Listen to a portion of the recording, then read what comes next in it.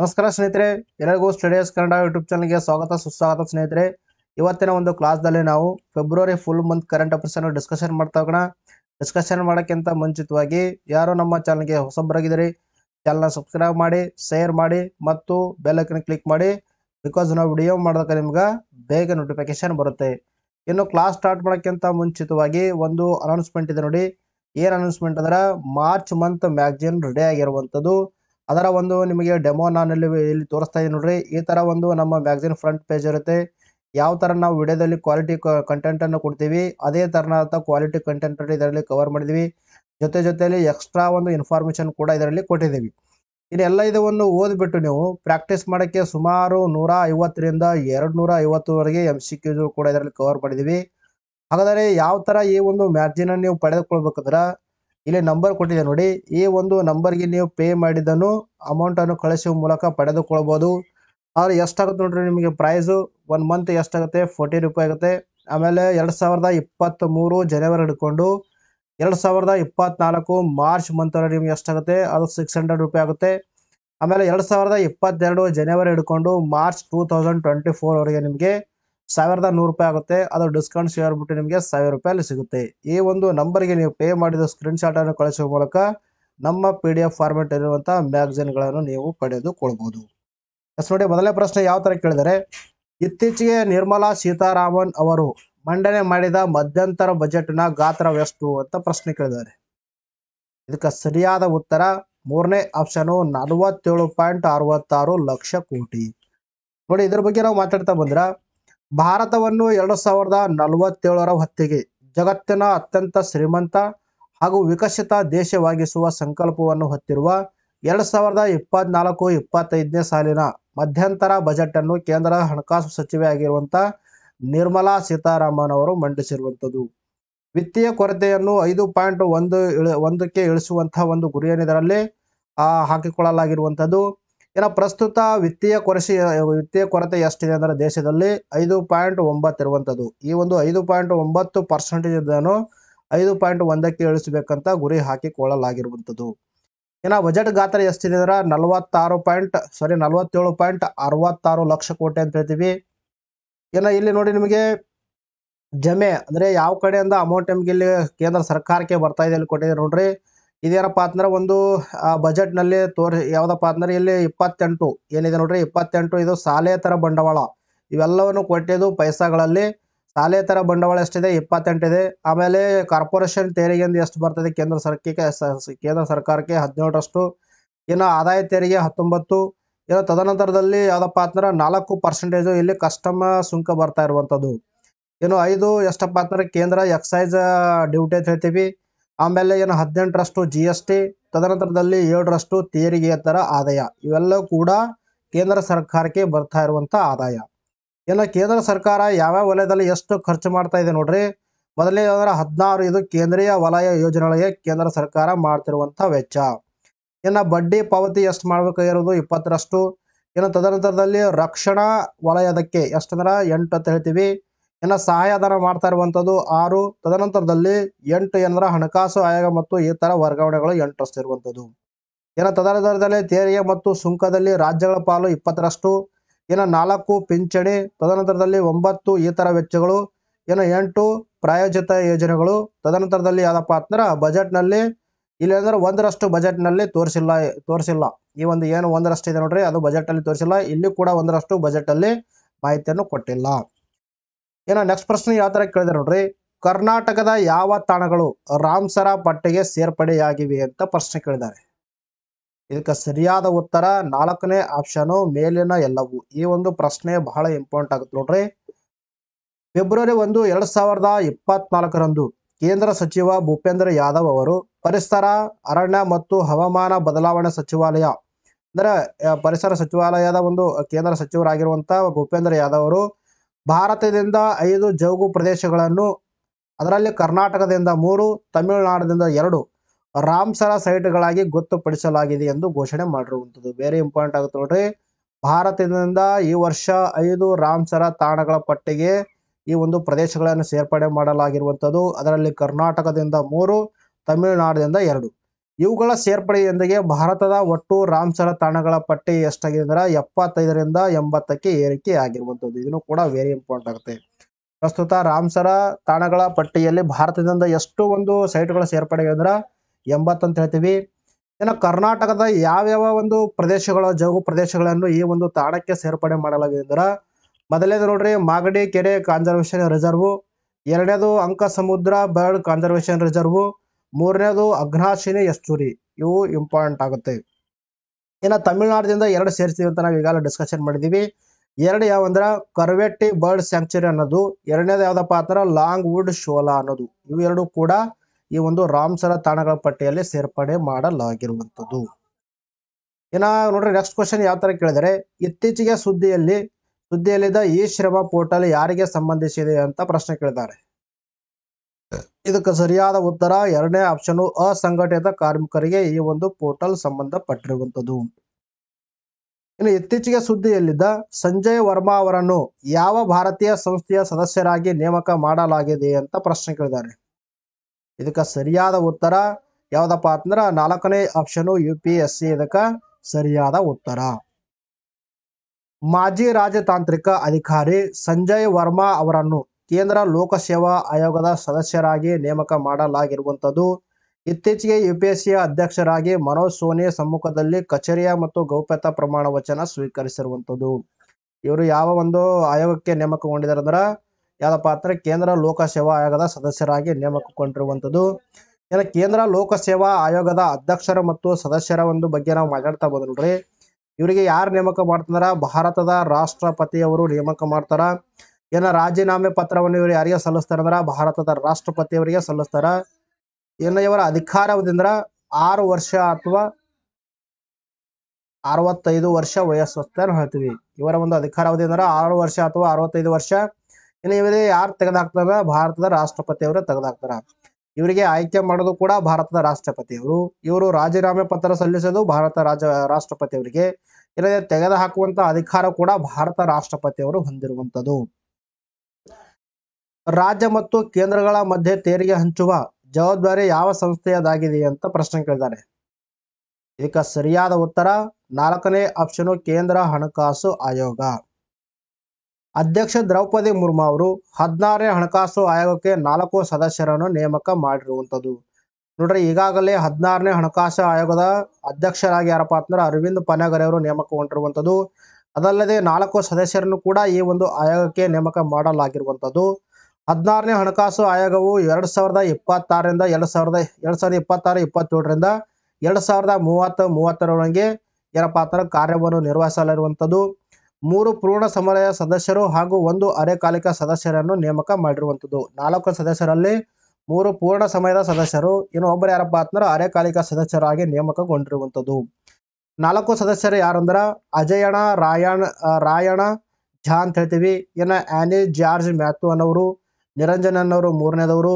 ಇನ್ನೊಬ್ರು ಯಾರಪ್ಪ ಅಂದ್ರೆ ಸೌಮ್ಯ ಕಾಂತಿ ಘೋಷ್ ಅಂತ ನಾವು ಹೇಳ್ತೀವಿ. ಈ 4 ಸದಸ್ಯರನ್ನು 16ನೇ ಹಣಕಾಸು ಆಯೋಗದ ಸದಸ್ಯರಾಗಿ ನೇಮಕ ಮಾಡಲಾಗಿರುವಂಥದ್ದು.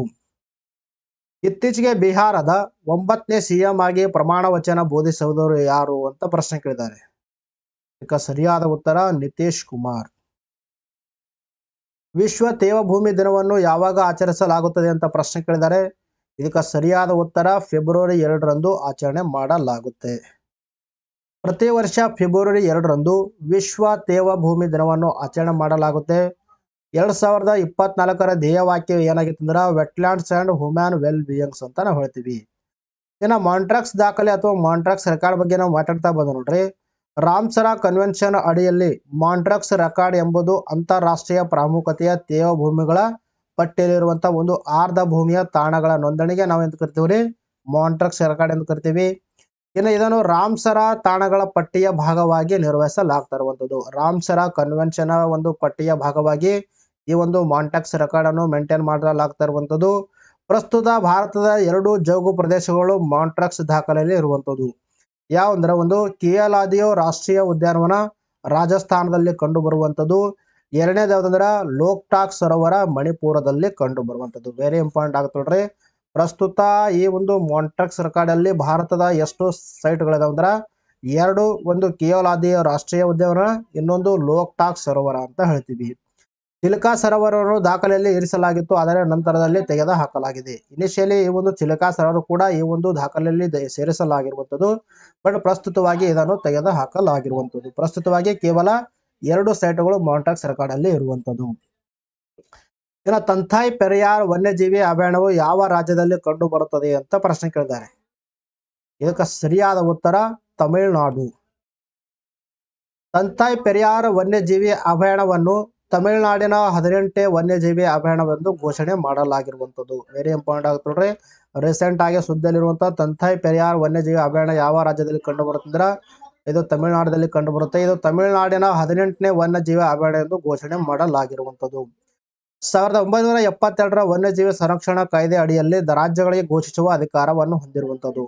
ಅಂದರೆ ಈ ವನ್ಯಜೀವಿ ಅಭಯಾರಣ್ಯ ಅಂತ ಘೋಷಣೆ ಮಾಡುವಂತ ಅಧಿಕಾರ ರಾಜ್ಯಗಳಿಗೆ ನೀಡಲಾಗಿರುವಂಥದ್ದು. ಯಾವ ಒಂದು ಕಾಯ್ದೆ ಅಡಿಯಲ್ಲಿ ನೀಡಲಾಗಿದೆ 1972ರ ವನ್ಯಜೀವಿ ಸಂರಕ್ಷಣಾ ಕಾನೂನು ಅಡಿಯಲ್ಲಿ ನೀಡಲಾಗಿರುವಂಥದ್ದು. ಇನ್ನು ವನ್ಯಜೀವಿ ಅಭಯಾರಣ್ಯ ಬಗ್ಗೆ ಮಾತಾಡ್ತಾ ಬಂದ ನೋಡ್ರಿ, ಈ ಒಂದು ಪ್ರದೇಶಗಳಲ್ಲಿ ಪ್ರಾಣಿಗಳನ್ನು ಹಿಡಿಯುವುದು, ಕೊಲ್ಲುವುದು ಮತ್ತು ಬೇಟೆಯಾಡುವುದನ್ನು ಕಟ್ಟುನಿಟ್ಟಾಗಿ ನಿಷೇಧಿಸಲಾಗಿರುವಂಥದ್ದು. ಇನ್ನು ನೆಕ್ಸ್ಟ್ ಪ್ರಶ್ನೆ ಯಾವ ತರ ಕೇಳಿದಾರೆ ನೋಡ್ರಿ, ಜಾರ್ಖಂಡ್ನ ನೂತನ ಮುಖ್ಯಮಂತ್ರಿಯಾಗಿ ನೇಮಕಗೊಂಡವರು ಯಾರು ಅಂತ ಪ್ರಶ್ನೆ ಕೇಳಿದ್ದಾರೆ. ಇದಕ್ಕೆ ಸರಿಯಾದ ಉತ್ತರ ಮೊದಲನೇ ಆಪ್ಷನ್ ಚಂಪೈ ಸೋರೆನ್. ಇತ್ತೀಚೆಗೆ ಚಂಪೈ ಸೋರೆನ್ ಅವರು ಜಾರ್ಖಂಡ್ನ ನೂತನ ಮುಖ್ಯಮಂತ್ರಿಯಾಗಿ ಅಧಿಕಾರವನ್ನು ಸ್ವೀಕರಣೆ ಮಾಡಿರುವಂಥದ್ದು. ಜಾರ್ಖಂಡ್ ಬಗ್ಗೆ ಮಾತಾಡ್ತಾ ಬಂದ ನೋಡ್ರಿ, ಇದರ ರಾಜಧಾನಿ ಯಾವುದಂದ್ರ ರಾಂಚಿ ಅಂತ ಹೇಳ್ತೀವಿ. ಪ್ರಸ್ತುತವಾಗಿ ಜಾರ್ಖಂಡ್ನ ರಾಜ್ಯಪಾಲರಾಗಿ ಸೇವೆಯನ್ನು ಸಲ್ಲಿಸ್ತಾ ಇದ್ದವರು ಯಾರಂದ್ರ CP ರಾಧಾಕೃಷ್ಣನ್ ಅಂತ ಹೇಳ್ತೀವಿ. ಇನ್ನು ಪ್ರಸ್ತುತ ಕಾನೂನು ಆಯೋಗದ ಅಧ್ಯಕ್ಷರು ಯಾರು ಅಂತ ಪ್ರಶ್ನೆ ಕೇಳಿದ್ದಾರೆ.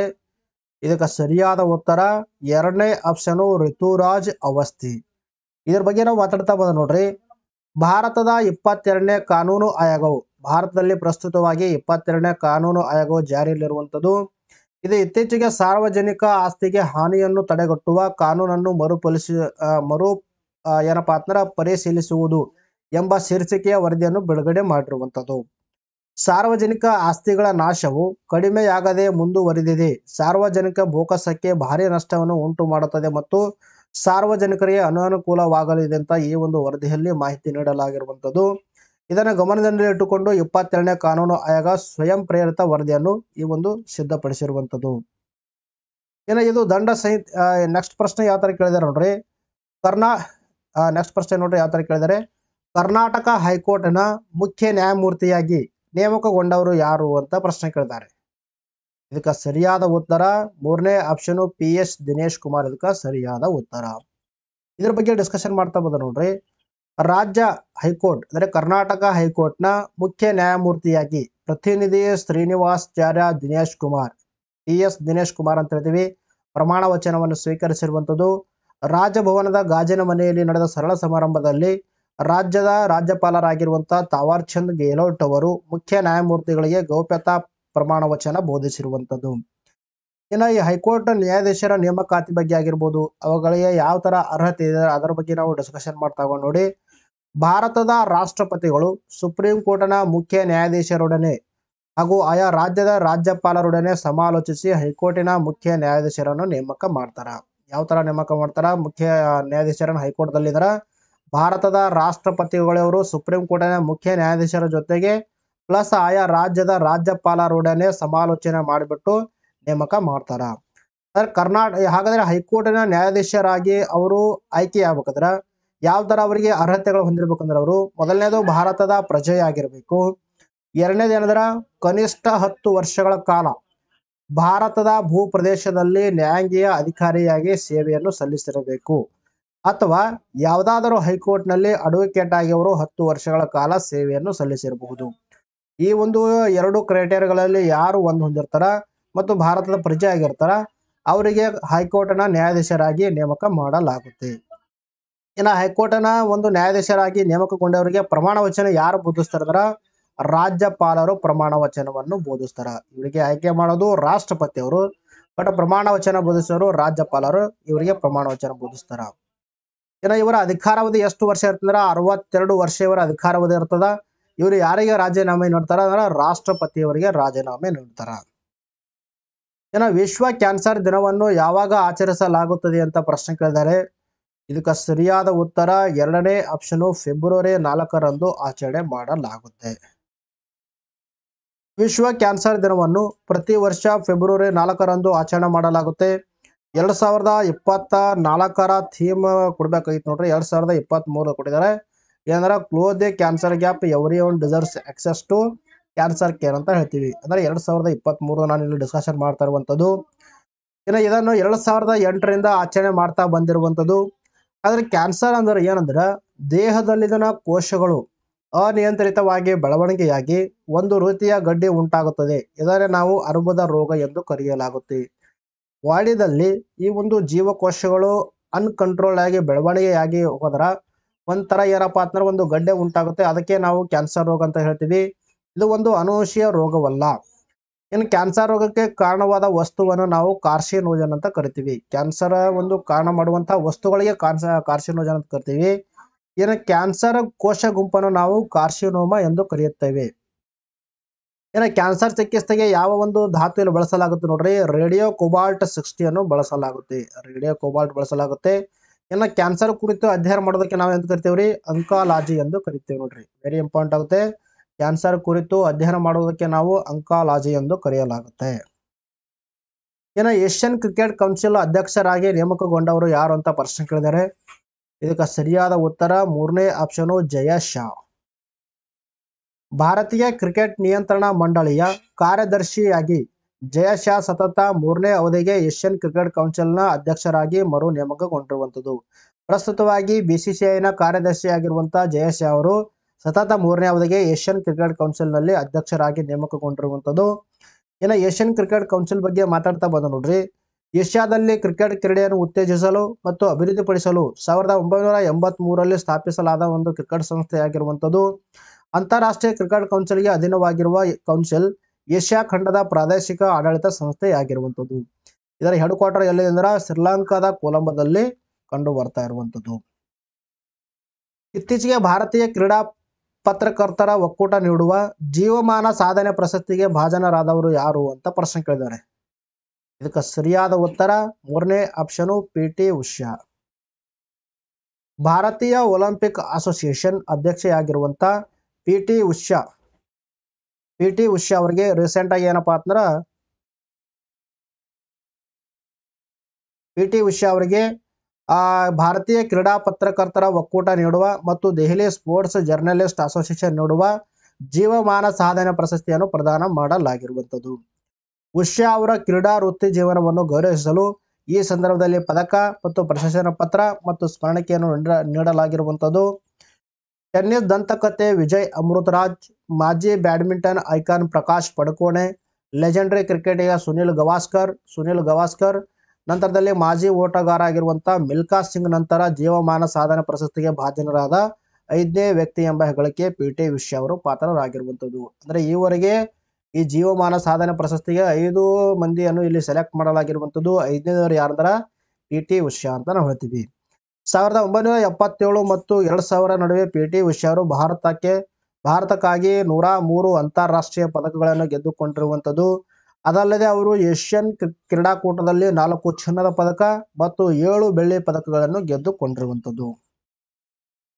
ವರ್ಷದ ಅತ್ಯುತ್ತಮ ಉದ್ಯಮಿ ಮಹಿಳೆ 2023 ಪ್ರಶಸ್ತಿ ಯಾರಿಗೆ ನೀಡಲಾಗಿದೆ ಅಂತ ಪ್ರಶ್ನೆ ಕೇಳಿದ್ದಾರೆ. ಇದಕ್ಕೆ ಸರಿಯಾದ ಉತ್ತರ 4ನೇ ಆಪ್ಷನ್ ಡಾಕ್ಟರ್ ಬೀನಾ ಮೋದಿ. ಕೇಂದ್ರ ಸಚಿವ ರಾಜನಾಥ್ ಸಿಂಗ್ ಅವರು ಡಾಕ್ಟರ್ ಬೀನಾ ಮೋದಿ ಅವರಿಗೆ ವರ್ಷದ ಅತ್ಯುತ್ತಮ ಉದ್ಯಮಿ ಮಹಿಳೆ 2023 ಪ್ರಶಸ್ತಿಯನ್ನು ನೀಡಿ ಗೌರವಿಸಿರುವಂಥದ್ದು. ಈ ಪ್ರಶಸ್ತಿ ಉದ್ಯಮಕ್ಕೆ ಅವರ ಕೊಡುಗೆಯನ್ನು ಗುರುತಿಸ್ತಾ ಇರುವಂಥದ್ದು. ನವದೆಹಲಿಯಲ್ಲಿ ನಡೆದ Indo American chamber of commerce ಸಮ್ಮೇಳನದಲ್ಲಿ ಈ ಒಂದು ಪ್ರಶಸ್ತಿಯನ್ನು ನೀಡಲಾಗಿರುವಂಥದ್ದು. ಇತ್ತೀಚೆಗೆ ಸುದ್ದಿಯಲ್ಲಿದ್ದ ವ್ಯೋಮಮಿತ್ರ 1 ಅಂತ ಪ್ರಶ್ನೆ ಕೇಳಿದ್ದಾರೆ. ಇದಕ್ಕೆ ಸರಿಯಾದ ಉತ್ತರ ಇದು ಒಂದು ರೋಬೋಟ್ ಆಗಿರುವಂಥದ್ದು. 2024ನೇ ಸಾಲಿನ ಭಾರತ ರತ್ನ ಪ್ರಶಸ್ತಿಗೆ ಭಾಜನರಾದವರು ಯಾರು ಅಂತ ಪ್ರಶ್ನೆ ಕೇಳಿದ್ದಾರೆ. ಇದಕ್ಕೆ ಸರಿಯಾದ ಉತ್ತರ 1 ಮತ್ತು 2 ಅಂದರೆ ಕರ್ಪೂರಿ ಠಾಕೂರ, ಎಲ್.ಕೆ. ಅಡ್ವಾಣಿ. ಅದಲ್ಲದೆ ಟೋಟಲ್ ಎಷ್ಟಂದ್ರೆ 5 ಜನರಿಗೆ ಈ ಒಂದು 2024ನೇ ಸಾಲಿನಲ್ಲಿ ಭಾರತ ರತ್ನ ಪ್ರಶಸ್ತಿ ನೀಡಲಾಗಿರುವಂಥದ್ದು. 2024ರಲ್ಲಿ ಕೇಂದ್ರ ಸರ್ಕಾರವು ಮಾಜಿ ಉಪ ಪ್ರಧಾನಿ ಎಲ್.ಕೆ. ಅಡ್ವಾಣಿ ಅವರಿಗೆ ಭಾರತ ರತ್ನ ಪ್ರಶಸ್ತಿ ಘೋಷಣೆ ಮಾಡಿರುವಂಥದ್ದು. ಈಗಾಗಲೇ ನೀಡಿದ್ದಾರೆ. ಜನವರಿ 2024ರಲ್ಲಿ ಬಿಹಾರದ ಮಾಜಿ ಮುಖ್ಯಮಂತ್ರಿ ಕರ್ಪೂರಿ ಠಾಕೂರ್ ಅವರಿಗೆ 49ನೇ ಭಾರತ ರತ್ನ ಪ್ರಶಸ್ತಿಯನ್ನು ಸರ್ಕಾರ ಘೋಷಣೆ ಮಾಡಿರುವಂಥದ್ದು. ಇದು ಫೆಬ್ರವರಿ ಮಂತ್ನಲ್ಲಿ ಕಾಣಿಸಿಕೊಂಡಿರುವಂತಹ ನ್ಯೂಸು.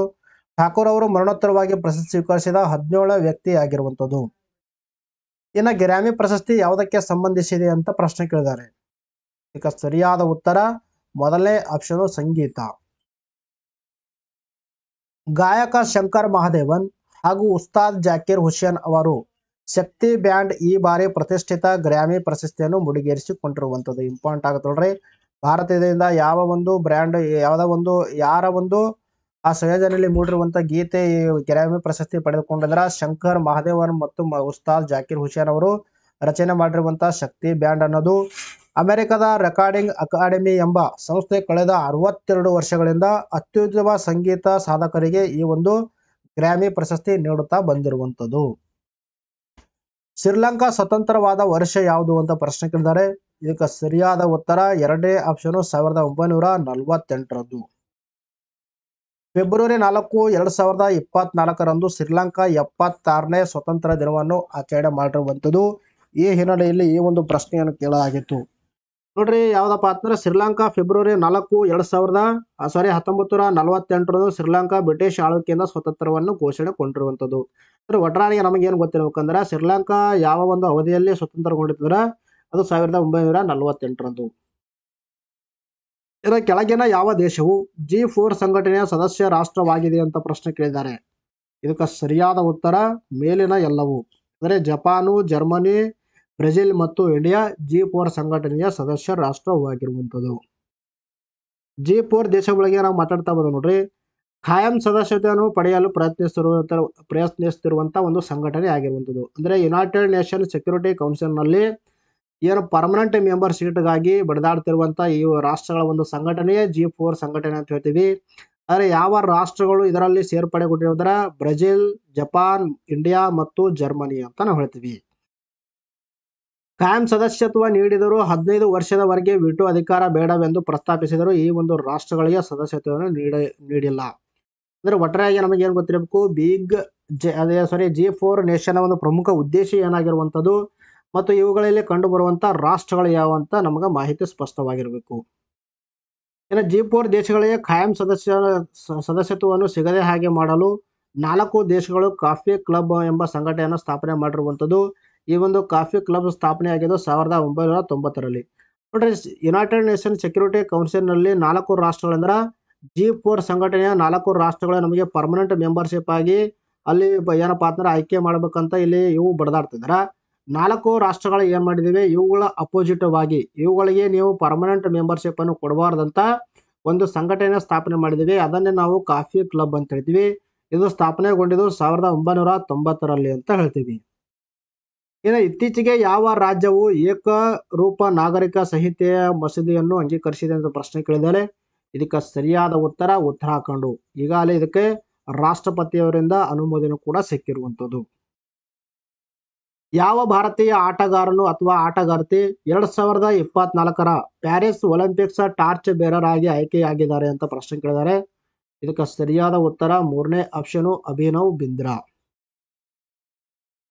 ಇನ್ನು ಇತ್ತೀಚೆಗೆ ಕೆಳಗಿನವುಗಳಲ್ಲಿ ಯಾರಿಗೆ ಭಾರತ ರತ್ನ ಪ್ರಶಸ್ತಿ ಘೋಷಿಸಲಾಗಿದೆ ಅಂತ ಪ್ರಶ್ನೆ ಕೇಳಿದ್ದಾರೆ. ಇದಕ್ಕೆ ಸರಿಯಾದ ಉತ್ತರ ಮೇಲಿನ ಎಲ್ಲವೂ. ಕರ್ಪೂರಿ ಠಾಕೂರ್ ಒಬ್ಬರು, ಆಮೇಲೆ LK ಅಡ್ವಾಣಿ ಒಬ್ಬರು, ತದನಂತರದಲ್ಲಿ PV ನರಸಿಂಹರಾವ್ ಅವರಿಗೆ ನೀಡಲಾಗಿರುವಂಥದ್ದು, MS ಸ್ವಾಮಿನಾಥನ್ ಮತ್ತು ಚೌಧರಿ ಶರಣ್ ಸಿಂಗ್ ಅವರು. ಟೋಟಲು 2024ರಲ್ಲಿ 5 ಮಂದಿಗೆ ಭಾರತ ರತ್ನ ಪ್ರಶಸ್ತಿ ನೀಡಲಾಗಿರುವಂಥದ್ದು. ಇದರಲ್ಲಿ 4 ಮಂದಿಗೆ ಯಾರಪ್ಪ ಅಂದ್ರೆ ಮರಣೋತ್ತರವಾಗಿ ನೀಡಲಾಗಿರುವಂಥದ್ದು. ಒಬ್ಬರಿಗೆ ಏನೆಂದರೆ ಪ್ರಸ್ತುತವಾಗಿ ಇರುವಂಥವ್ರಿಗೆ ನೀಡಲಾಗಿರುವಂಥದ್ದು. ಮಾಜಿ ಪ್ರಧಾನಿಗಳಾದ PV ನರಸಿಂಹರಾವ್, ಚರಣ್ ಸಿಂಗ್ ಹಾಗೂ ಹಸಿರು ಕ್ರಾಂತಿಯ ಹರಿಹಾರ ಎನಿಸಿಕೊಂಡಿರುವಂಥ MS ಸ್ವಾಮಿನಾಥನ್ ಅವರಿಗೆ ದೇಶದ ಅತ್ಯುನ್ನತ ನಾಗರಿಕ ಪ್ರಶಸ್ತಿ ಭಾರತ ರತ್ನವನ್ನು ಮರಣೋತ್ತರವಾಗಿ ಘೋಷಣೆ ಮಾಡಲಾಗಿರುವಂಥದ್ದು. ಈ 3 ಮಹನೀಯರು ದೇಶಕ್ಕಾಗಿ ನೀಡಿದ ಸೇವೆಯನ್ನು ಪರಿಗಣಿಸಿ ಅತ್ಯುನ್ನತ ನಾಗರಿಕ ಗೌರವಕ್ಕೆ ಆಯ್ಕೆ ಮಾಡಲಾಗಿರುವಂಥದ್ದು. ಇದುವರೆಗೆ ಒಟ್ಟು 53 ಸಾಧಕರಿಗೆ ಈ ಒಂದು ಪ್ರಶಸ್ತಿ ನೀಡಲಾಗಿರುವಂಥದ್ದು. ಇನ್ನು ಪ್ರಸ್ತುತ ರೆಪೋ ದರ ಹೆಚ್ಚಾದಂತೆ ಹಣದುಬ್ಬರ ಏನಾಗುತ್ತದೆ ಅಂತ ಪ್ರಶ್ನೆ ಕೇಳಿದರೆ, ಅಂದರೆ ಸಪೋಸ್ ನಾವು ಏನಾದರೂ ರೆಪೋ ದರ ಇನ್ಕ್ರೀಸ್ ಮಾಡಿದ್ರೆ ಹಣದುಬ್ಬರ ಮೇಲೆ ಯಾವ ಥರದ ಪರಿಣಾಮ ಬೀಳುತ್ತಂತ ಪ್ರಶ್ನೆ ಕೇಳಿದರೆ ಇದಕ್ಕೆ ಸರಿಯಾದ ಉತ್ತರ ಮೊದಲನೇ ಆಪ್ಷನ್ ಕಡಿಮೆಯಾಗುತ್ತೆ. ಭಾರತೀಯ ರಿಸರ್ವ್ ಬ್ಯಾಂಕ್ನ ಹಣಕಾಸು ನೀತಿ ಸಂಹಿತೆ ಅಂದರೆ ಮಾನಿಟರಿ ಪಾಲಿಸಿ ಕಮಿಟಿ ಸಭೆಯ ರೆಪೋ ದರದಲ್ಲಿ ಯಾವುದೇ ಬದಲಾವಣೆ ಮಾಡದೆ ಸತತ 6ನೇ ಬಾರಿಗೆ ಯಥಾಸ್ಥಿತಿ ಕಾಯ್ದುಕೊಂಡಿರುವಂಥದ್ದು. ಸತತ 6ನೇ ಬಾರಿಗೆ ರೆಪೋ ದರವನ್ನು ಕಾನ್ಸ್ಟೆಂಟ್ ಆಗಿ ಮೇಂಟೈನ್ ಮಾಡ್ತಾ ಬಂದಿರುವಂಥದ್ದು. ಜಾಗತಿಕ ಆರ್ಥಿಕ ಬೆಳವಣಿಗೆ ಕುರಿತು ಎದುರಾಗಿರುವ ಅನಿಶ್ಚಿತ ಪರಿಸ್ಥಿತಿ ಹಾಗೂ ಚಿಲ್ಲರೆ ಹಣದುಬ್ಬರವನ್ನು ಶೇಕಡ 4ರ ಮಿತಿಯಲ್ಲಿಯೇ ಕಾಯ್ದುಕೊಂಡ ಬೆಲೆಯಲ್ಲಿ ಸ್ಥಿರತೆ ಕಾಪಾಡುವ ದೃಷ್ಟಿಯಿಂದ ಗವರ್ನರ್ ಶಕ್ತಿಕಾಂತ್ ದಾಸ್ ಅವರ ಅಧ್ಯಕ್ಷತೆಯ ಸಮಿತಿಯು ಈ ಒಂದು ನಿರ್ಧಾರವನ್ನು ಕೈಗೊಂಡಿರುವಂಥದ್ದು. ರೆಪೋ ದರವನ್ನು ಶೇಕಡ 6.5ರಲ್ಲಿಯೇ ಉಳಿಸಿಕೊಳ್ಳಲು ಸಮಿತಿ ಒಪ್ಪಿಗೆ ನೀಡಿರುವಂಥದ್ದು. ಪ್ರಸ್ತುತವಾಗಿ ಇಂಡಿಯಾದಲ್ಲಿ ರೆಪೋ ದರ ಎಷ್ಟಿದೆ ಅಂದ್ರೆ ಶೇಕಡ 6.5 ಅಂತ ಹೇಳ್ತೀವಿ. ದೇಶದಲ್ಲಿ 2023-24ನೇ ಹಣಕಾಸು ವರ್ಷದಲ್ಲಿ ಚಿಲ್ಲರೆ ಹಣದುಬ್ಬರ ಪ್ರಮಾಣವು ಶೇಕಡ 5.4ರಷ್ಟು ಇರಲಿದ್ದು, ಇನ್ನು 2024-25ನೇ ಹಣಕಾಸು ವರ್ಷದಲ್ಲಿ ಶೇಕಡ 4.5ಕ್ಕೆ ಇಳಿಕೆಯಾಗಲಿದೆ ಎಂದು ಹಣಕಾಸು ನೀತಿ ಸಮಿತಿ ಅಂದಾಜು ಮಾಡಿರುವಂಥದ್ದು. ಇನ್ನು ರೆಪೋ ದರ ಏನಂದ್ರೆ RBIನಿಂದ ಬ್ಯಾಂಕ್ಗಳು ಪಡೆದುಕೊಳ್ಳುವಂತಹ ಒಂದು ಅಲ್ಪಾವಧಿಯ ಸಾಲದ ಒಂದು ಬಡ್ಡಿ ದರಕ್ಕೆ ನಾವು ಕರಿತೀವಿ ರೆಪೋ ದರ ಅಂತ ಕರಿತೀವಿ. ಇನ್ನು ಕೆಳಗಿನ ಯಾವ ಪದಗಳನ್ನು 42ನೇ ತಿದ್ದುಪಡಿ ಮೂಲಕ ಯಾವ್ದಪ್ಪ ಅಂದ್ರೆ ಪೂರ್ವ ಪೇಟಿಕೆಯಲ್ಲಿ ಸೇರಿಸಲಾಗಿದೆ ಅಂತ ಪ್ರಶ್ನೆ ಕೇಳಿದ್ದಾರೆ. ಇದಕ್ಕೆ ಸರಿಯಾದ ಉತ್ತರ ಯಾವ್ದಪ್ಪ ಅಂದ್ರೆ ಮೇಲಿನ ಎಲ್ಲವೂ. 1976 42ನೇ ತಿದ್ದುಪಡಿ ಮೂಲಕ 3 ಪದಗಳನ್ನು ನಾವು ಪ್ರಿಯಾಂಬಲಕ್ಕೆ ಸೇರ್ಪಡೆ ಮಾಡಿರುವಂಥದ್ದು. ಮೊದಲನೇದು ಯಾವ್ದಾರ ಜಾತ್ಯತೀತ ಅನ್ನೋದು, ಎರಡನೇದು ಸಮಾಜವಾದಿ, ಮೂರನೇದು ಸಮಗ್ರತೆ ಅಂತ ನಾವು ಹೇಳ್ತೀವಿ. ಅಂದರೆ SSI ಅಂತ ಹೇಳ್ತೀವಿ. ಇಂಟಿಗ್ರಿಟಿ ಅನ್ನೋದು ಒಂದು, ಸೋಷಿಯಲಿಸ್ಟ್ ಅನ್ನೋದು ಒಂದು, ಸೋಷಿಯಲ್ ಅನ್ನೋದು ಮೂರನೇದು ಯಾವ್ದಪ್ಪ ಅಂದ್ರೆ ಸೆಕ್ಯುಲರ್ ಅನ್ನೋದು. ಈ 3 ಪದಗಳನ್ನು ಭಾರತೀಯ ಪೂರ್ವ ಪೇಟಿಕೆಯಲ್ಲಿ ಸೇರ್ಪಡೆ ಮಾಡಲಾಗಿರುವಂಥದ್ದು. ಇನ್ನು ಪೌರತ್ವ ತಿದ್ದುಪಡಿ ಕಾಯ್ದೆ 2019ರ ಮೂಲಕ ಯಾವ ಸಮುದಾಯವನ್ನು ಹೊರಗಿಡಲಾಗಿದೆ ಅಂತ ಪ್ರಶ್ನೆ ಕೇಳಿದರೆ ಇದಕ್ಕೆ ಸರಿಯಾದ ಉತ್ತರ ಮುಸ್ಲಿಂ ಸಮುದಾಯ. ಲೋಕಸಭಾ ಚುನಾವಣೆಗೂ ಮುನ್ನವೇ ಪೌರತ್ವ ತಿದ್ದುಪಡಿ ಕಾಯ್ದೆಯನ್ನು ಜಾರಿಗೊಳಿಸಲಾಗುತ್ತಿದ್ದು ಈ ಸಂಬಂಧ ಶೀಘ್ರ ಅಧಿಸೂಚನೆ ಹೊರಡಿಸಲಾಗುತ್ತದೆ ಅಂತ ಕೇಂದ್ರ ಗೃಹ ಸಚಿವ ಅಮಿತ್ ಶಾ ಅವರು ಪ್ರಕಟ ಮಾಡಿರುವಂಥದ್ದು. ಈಗಾಗಲೇ ಈ ಒಂದು ಕಾಯ್ದೆ ತಿದ್ದುಪಡಿ ಜಾರಿಗೆ ತರಬೇಕಂತ ಅಧಿಸೂಚನೆ ಕೂಡ ಹೊರಡಿಸಲಾಗಿರುವಂಥದ್ದು. ಪಾಕಿಸ್ತಾನ್, ಅಫ್ಘಾನಿಸ್ತಾನ್ ಮತ್ತು ಬಾಂಗ್ಲಾದೇಶದಿಂದ 2014 ಡಿಸೆಂಬರ್ 31ಕ್ಕೂ ಮುನ್ನ ಭಾರತಕ್ಕೆ ಬಂದ ಹಿಂದೂ ಸಮುದಾಯ, ಸಿಖ್ ಸಮುದಾಯದಿಂದ, ಜೈನ್ ಧರ್ಮ, ನಂತರದಲ್ಲಿ ಬೌದ್ಧ ಧರ್ಮದಿಂದ, ಪಾರ್ಸಿ ಮತ್ತು ಕ್ರೈಸ್ತ ಧರ್ಮೀಯರಿಗೆ ಭಾರತದ ಪೌರತ್ವ ನೀಡುವ ಕಾಯ್ದೆ ಇದಾಗಿರುವಂಥದ್ದು. ಅಂದರೆ 3 ರಾಷ್ಟ್ರಗಳಿಂದ 2014 ಡಿಸೆಂಬರ್ 31ರೊಳಗೆ ಬಂದಿರುವಂಥ ಹಿಂದೂಗಳಾಗಿರ್ಬೋದು, ಸಿಖ್ ಸಮುದಾಯದಿಂದ ಸೇರಿದರಾಗಿರ್ಬೋದು, ಜೈನು, ಬೌದ್ಧ, ಪಾರ್ಸಿ ಮತ್ತು ಕ್ರೈಸ್ತ ಈ ಒಂದು ಧರ್ಮದಿಂದ ಬಂದಿರುವಂಥ ಜನಾಂಗದವರಿಗೆ ಭಾರತದ ಪೌರತ್ವ ನೀಡುವಂಥ ಕಾಯ್ದೆಯೇ ಇದು 2019ರ ಪೌರತ್ವ ತಿದ್ದುಪಡಿ ಕಾಯ್ದೆ ಅಂತ ನಾವು ಹೇಳ್ತೀವಿ. ಈ ಒಂದು ಕಾಯ್ದೆಯಿಂದ ಮುಸ್ಲಿಮರನ್ನು ಹೊರಗಿಡಲಾಗಿರುವಂಥದ್ದು. ಇನ್ನು ಇತ್ತೀಚೆಗೆ ಅಂತಾರಾಷ್ಟ್ರೀಯ ನ್ಯಾಯಾಲಯದ ಅಧ್ಯಕ್ಷರಾಗಿ ಆಯ್ಕೆಯಾದ ನವಾಫ್ ಸಲಾಂ ಯಾವ ದೇಶದವರು ಅಂತ ಪ್ರಶ್ನೆ ಕೇಳಿದ್ದಾರೆ. ಇದಕ್ಕೆ ಸರಿಯಾದ ಉತ್ತರ 4ನೇ ಆಪ್ಷನು ಲೆಬಿನಾನ್. ಲೆಬಿನಾನ್ನ ನ್ಯಾಯಮೂರ್ತಿಯಾಗಿರುವಂಥ ನವಾಫ್ ಸಲಾಂ ಅವರು 3 ವರ್ಷಗಳ ಕಾಲ ಅಂತಾರಾಷ್ಟ್ರೀಯ ನ್ಯಾಯಾಲಯದ ಅಧ್ಯಕ್ಷರಾಗಿ ಆಯ್ಕೆಗೊಂಡಿರುವಂಥದ್ದು. 2021ರಿಂದ 2024ರವರೆಗೆ ICJ ಇಂಟರ್ನ್ಯಾಷನಲ್ ಕೋರ್ಟ್ ಆಫ್ ಜಸ್ಟಿಸ್ನ ಅಧ್ಯಕ್ಷರಾಗಿ ಸೇವೆ ಸಲ್ಲಿಸಿದ ಯುನೈಟೆಡ್ ಸ್ಟೇಟ್ಸ್ ಆಫ್ ಅಮೆರಿಕದ ನ್ಯಾಯಾಧೀಶರಾಗಿರುವಂಥ ಜಾನ್ ಇ ಡೊನೋಘ್ ಅವರ ಉತ್ತರಾಧಿಕಾರಿಯಾಗಿ ನವಾಫ್ ಕಾರ್ಯನಿರ್ವಹಿಸಲಿದ್ದಾರೆ. ಉಗಾಂಡದ ಜಸ್ಟಿಸ್ ಜೂಲಿಯಾ ಸೆಬುಟಿರ್ಡೆ ಅವರು 3 ವರ್ಷಗಳ ಕಾಲ ICJನ ಉಪಾಧ್ಯಕ್ಷರಾಗಿ ಚುನಾಯಿತರಾಗಿರುವಂಥದ್ದು. ಇಲ್ಲಿ ಉಪಾಧ್ಯಕ್ಷರಾಗಿದ್ದರು ಉಗಾಂಡದ ಜಸ್ಟಿಸ್ ಆಗಿರುವಂಥ ಜೂಲಿಯಾ ಅವರು. ಇಲ್ಲಿ ಅಧ್ಯಕ್ಷರಾಗಿ ನೇಮಕಗೊಂಡವರು ಯಾರಂದ್ರೆ ನವಾಫ್ ಸಲಾಂ ಅಂತ ನಾವು ಹೇಳ್ತೀವಿ. ಇನ್ನು ಇಂಟರ್ನ್ಯಾಷನಲ್ ಕೋರ್ಟ್ ಆಫ್ ಜಸ್ಟಿಸ್ ಬಗ್ಗೆ ನಾವು ಮಾತಾಡ್ತಾ ಬಂದು ನೋಡ್ರಿ, ಇದೊಂದು ವಿಶ್ವ ನ್ಯಾಯಾಲಯವಾಗಿರುವಂಥದ್ದು. ರಾಷ್ಟ್ರಗಳ ನಡುವಿನ ಸಾಮಾನ್ಯ ವಿವಾದಗಳನ್ನು ನಿರ್ಣಯಿಸುವ ಮತ್ತು ಅಂತಾರಾಷ್ಟ್ರೀಯ ಕಾನೂನು ವಿಷಯಗಳ ಬಗ್ಗೆ ಸಲಹೆ ಅಭಿಪ್ರಾಯಗಳನ್ನು ನೀಡುವ ಏಕೈಕ ಅಂತಾರಾಷ್ಟ್ರೀಯ ನ್ಯಾಯಾಲಯವಾಗಿರುವಂಥದ್ದು. ಯಾವುದೇ ರಾಷ್ಟ್ರಗಳ ಮಧ್ಯದಲ್ಲಿ ಸಂಭವಿಸುವಂಥ ಒಂದು ಬಿಕ್ಕಟ್ಟನ್ನು ಪರಿಹರಿಸುವಂಥ ಒಂದು ನ್ಯಾಯಾಲಯವಾಗಿರುವಂಥದ್ದು. ಇದು ವಿಶ್ವಸಂಸ್ಥೆಯ 5 ಪ್ರಧಾನ ಅಂಗಗಳಲ್ಲಿ ಒಂದಾಗಿರುವಂಥದ್ದು. ಪ್ರಸ್ತುತವಾಗಿ ವಿಶ್ವಸಂಸ್ಥೆಯಲ್ಲಿ 5 ಪ್ರಧಾನ ಅಂಗಗಳಿರುವಂಥದ್ದು. ಅದರಲ್ಲಿ ಇಂಟರ್ನ್ಯಾಷನಲ್ ಕೋರ್ಟ್ ಆಫ್ ಜಸ್ಟಿಸ್ ಕೂಡ ಒಂದು. ಇನ್ನು ಇದರ ಕೇಂದ್ರ ಕಚೇರಿ ಎಲ್ಲಿ ಕಂಡು ಬರುತ್ತಂದ್ರೆ ನೆದರ್ಲ್ಯಾಂಡ್ನ ಹೇಗ್ ಅಂತ ಹೇಳ್ತೀವಿ. ಇನ್ನು 1920ರಲ್ಲಿ ಲೀಗ್ ಆಫ್ ನೇಷನ್ಸ್ ಸ್ಥಾಪಿಸಿದ ಪರ್ಮನೆಂಟ್ ಕೋರ್ಟ್ ಆಫ್ ಜಸ್ಟಿಸ್ನ ಉತ್ತರಾಧಿಕಾರಿ ಆಗಿರುವಂಥದ್ದು. ಅಂದರೆ ಪರ್ಮನೆಂಟ್ ಕೋರ್ಟ್ ಆಫ್ ಜಸ್ಟಿಸ್ನ ಒಂದು ಮುಂದುವರೆದ ಭಾಗ ಯಾವುದಂದ್ರೆ ಇಂಟರ್ನ್ಯಾಷನಲ್ ಕೋರ್ಟ್ ಆಫ್ ಜಸ್ಟಿಸ್ ಅಂತ ಹೇಳ್ತೀವಿ. ಎರಡನೇ ಮಹಾಯುದ್ಧದ ನಂತರ ಇಂಟರ್ನ್ಯಾಷನಲ್ ಕೋರ್ಟ್ ಆಫ್ ಜಸ್ಟಿಸ್ ಆಗಿರುವಂಥದ್ದು. ಅಂದರೆ ಎರಡನೇ ಮಹಾಯುದ್ಧದ ನಂತರ ನ್ಯಾಯಾಧೀಶರ ಸಂಖ್ಯೆ ಇದರಲ್ಲಿ ಎಷ್ಟಂದ್ರೆ ಒಟ್ಟು 15 ನ್ಯಾಯಾಧೀಶರನ್ನು ಈ ಒಂದು ಆ ಕೋರ್ಟ್ನಲ್ಲಿ ಕೆಲಸ ಮಾಡ್ತಿರುವಂಥದ್ದು. ಇವರ ಅಧಿಕಾರಾವಧಿ ಎಷ್ಟು ವರ್ಷ ಅಂದ್ರೆ 9 ವರ್ಷ ಅಂತ ನಾವು ಹೇಳ್ತೀವಿ. ಇನ್ನು ಪ್ರಸಕ್ತ ವರ್ಷದಲ್ಲಿ ಜರುಗುವ ಖೇಲೋ ಇಂಡಿಯಾ ಯೂನಿವರ್ಸಿಟಿ ಗೇಮ್ಸ್ ಎಷ್ಟನೇ ಆವೃತ್ತಿದಾಗಿದೆ ಅಂತ ಪ್ರಶ್ನೆ ಕೇಳಿದ್ದಾರೆ. ಇದಕ್ಕೆ ಸರಿಯಾದ ಉತ್ತರ ಮೊದಲನೇ ಆಪ್ಷನ್ 4ನೇ ಆವೃತ್ತಿ ಆಗಿರುವಂಥದ್ದು. ಅಸ್ಸಾಂನ ಮುಖ್ಯಮಂತ್ರಿ ಹೇಮಂತ್ ಬಿಶ್ವಾ ಶರ್ಮಾ ಅವರು 4ನೇ ಆವೃತ್ತಿಯ ಖೇಲೋ ಇಂಡಿಯಾ ಯೂನಿವರ್ಸಿಟಿ ಗೇಮ್ಸ್ನ ಲೋಗೋ, ಗೀತೆ, ಮಸ್ಕಾಟ್, ಜರ್ಸಿ ಮತ್ತು ಟಾರ್ಚ್ ಅನ್ನು ಬಿಡುಗಡೆ ಮಾಡಿರುವಂಥದ್ದು. ಮಸ್ಕಾಟ್ ಏನಂದ್ರೆ ಅಷ್ಟಲಕ್ಷ್ಮಿ ಅನ್ನೋದು ಒಂದು ಚಿಟ್ಟೆ ಆಗಿರುವಂಥದ್ದು. ಈಗಾಗಲೇ ಏನಪ್ಪಾ ಅಂದ್ರೆ ಈ ಒಂದು ಖೇಲೋ ಇಂಡಿಯಾ ಯೂನಿವರ್ಸಿಟಿ ಗೇಮ್ಸ್ ಮುಗಿದೋಗಿರುವಂಥದ್ದು. ಇನ್ನು ಖೇಲೋ ಇಂಡಿಯಾ ಯೂನಿವರ್ಸಿಟಿ ಗೇಮ್ಸ್ ಬಗ್ಗೆ ಮಾತಾಡ್ತಾ ಬಂದ ನೋಡ್ರಿ, ಭಾರತದಲ್ಲಿ ನಡೆಯುವ ರಾಷ್ಟ್ರೀಯ ಮಟ್ಟದ ಬಹು ಕ್ರೀಡಾ ಕಾರ್ಯಕ್ರಮವಾಗಿದ್ದು ದೇಶದಾದ್ಯಂತ ವಿಶ್ವವಿದ್ಯಾಲಯಗಳ ಕ್ರೀಡಾಪಟುಗಳು ವಿವಿಧ ಕ್ರೀಡಾ ಹಬ್ಬಗಳಲ್ಲಿ ಸ್ಪರ್ಧನೆ ಮಾಡ್ತಾ ಇರುವಂಥದ್ದು. ಇದರಲ್ಲಿ ಇದು ಭಾರತದಲ್ಲಿನ ಅತಿ ದೊಡ್ಡ ವಿಶ್ವವಿದ್ಯಾನಿಲಯ ಮಟ್ಟದ ಕ್ರೀಡಾ ಸ್ಪರ್ಧೆ ಆಗಿರುವಂಥದ್ದು. ಮೊದಲ ಆವೃತ್ತಿ ನಡೆದ ಸ್ಥಳ ಒಡಿಶಾದ ಭುವನೇಶ್ವರ್ ಅಂತ ನಾವು ಹೇಳ್ತೀವಿ. ಇನ್ನು ಗೋಲ್ಡ್ ಬಾಂಡ್ ಸ್ಕೀಮ್ನ ಮೆಚುರಿಟಿ ಅವಧಿ ಎಷ್ಟು ಅಂತ ಪ್ರಶ್ನೆ ಕೇಳಿದ್ದಾರೆ. ಇದಕ್ಕೆ ಸರಿಯಾದ ಉತ್ತರ 4ನೇ ಆಪ್ಷನ್ 8 ವರ್ಷಗಳು ಇದಕ್ಕೆ ಸರಿಯಾದ ಉತ್ತರ. 2023-24ನೇ ಸಾಲಿನ 4ನೇ ಸರಣಿಯ ಗೋಲ್ಡ್ ಬಾಂಡ್ ಸ್ಕೀಮ್ ಫೆಬ್ರವರಿ 12ರಿಂದ ಪ್ರಾರಂಭವಾಗಿರುವಂಥದ್ದು.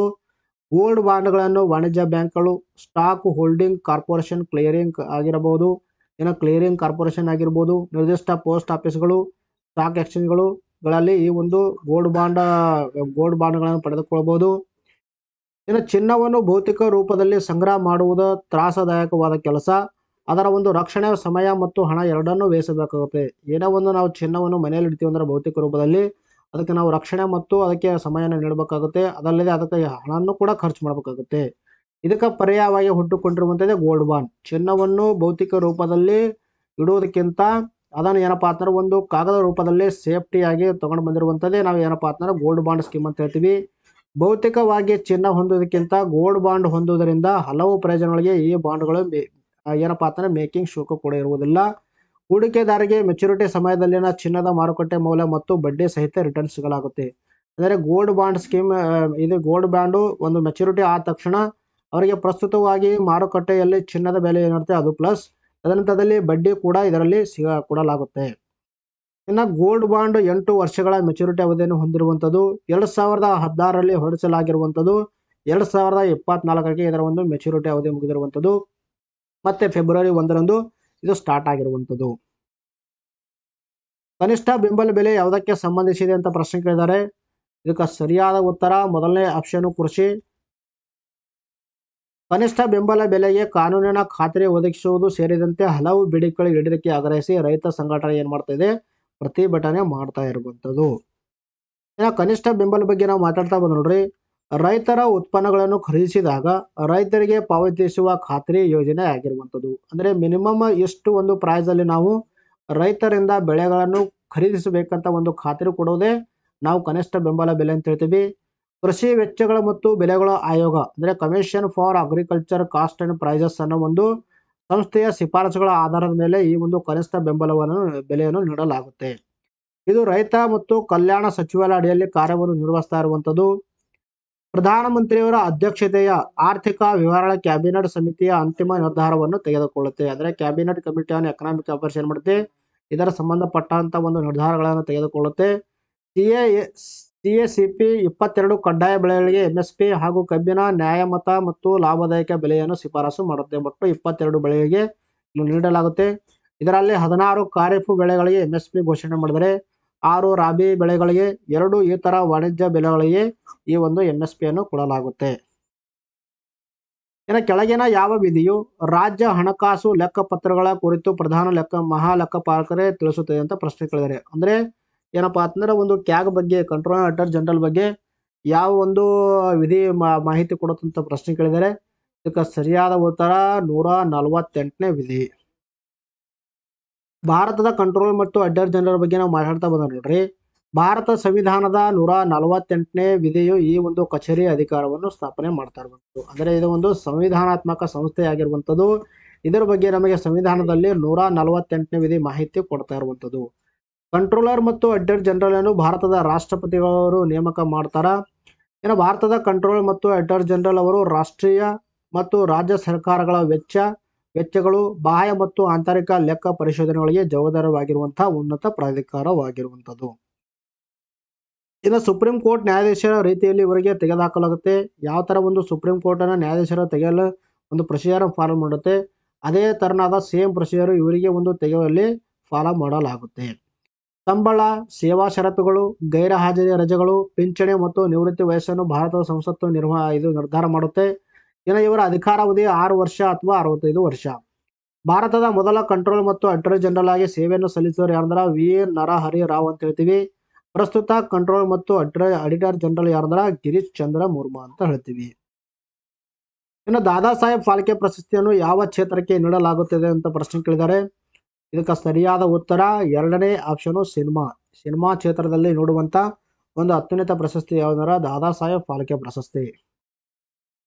ರಾಷ್ಟ್ರೀಯ ಸಿನಿಮಾ ಪ್ರಶಸ್ತಿಗಳ ಪೈಕಿ ಇಂದಿರಾ ಗಾಂಧಿ ಅತ್ಯುತ್ತಮ ಮೊದಲ ಸಿನಿಮಾ ಪ್ರಶಸ್ತಿ ಹಾಗೂ ನರಗಿಸ್ ದತ್ತ ಅತ್ಯುತ್ತಮ ರಾಷ್ಟ್ರೀಯ ಭಾವೈಕ್ಯ ಚಲನಚಿತ್ರ ಪ್ರಶಸ್ತಿ ಹೆಸರನ್ನು ಬದಲಾವಣೆ ಮಾಡಲಾಗಿರುವಂಥದ್ದು. ರೀಸೆಂಟ್ ಆಗಿ ಸಿನಿಮಾ ಕ್ಷೇತ್ರಗಳಲ್ಲಿ ನೀಡಲಾಗುವಂತಹ 2 ಪ್ರಶಸ್ತಿಗಳ ಹೆಸರನ್ನು ಬದಲಾವಣೆ ಮಾಡಲಾಗಿರುವಂಥದ್ದು. ಮೊದಲನೇದು ಯಾವುದಂದ್ರೆ ಇಂದಿರಾ ಗಾಂಧಿ ಅತ್ಯುತ್ತಮ ಮೊದಲ ಸಿನಿಮಾ ಪ್ರಶಸ್ತಿ ಹೆಸರನ್ನು ನಿರ್ದೇಶಕ ಅತ್ಯುತ್ತಮ ಮೊದಲ ಸಿನಿಮಾ ಪ್ರಶಸ್ತಿ ಎಂದು ಹೆಸರು ಬದಲಾವಣೆ ಮಾಡಲಾಗಿರುವಂಥದ್ದು.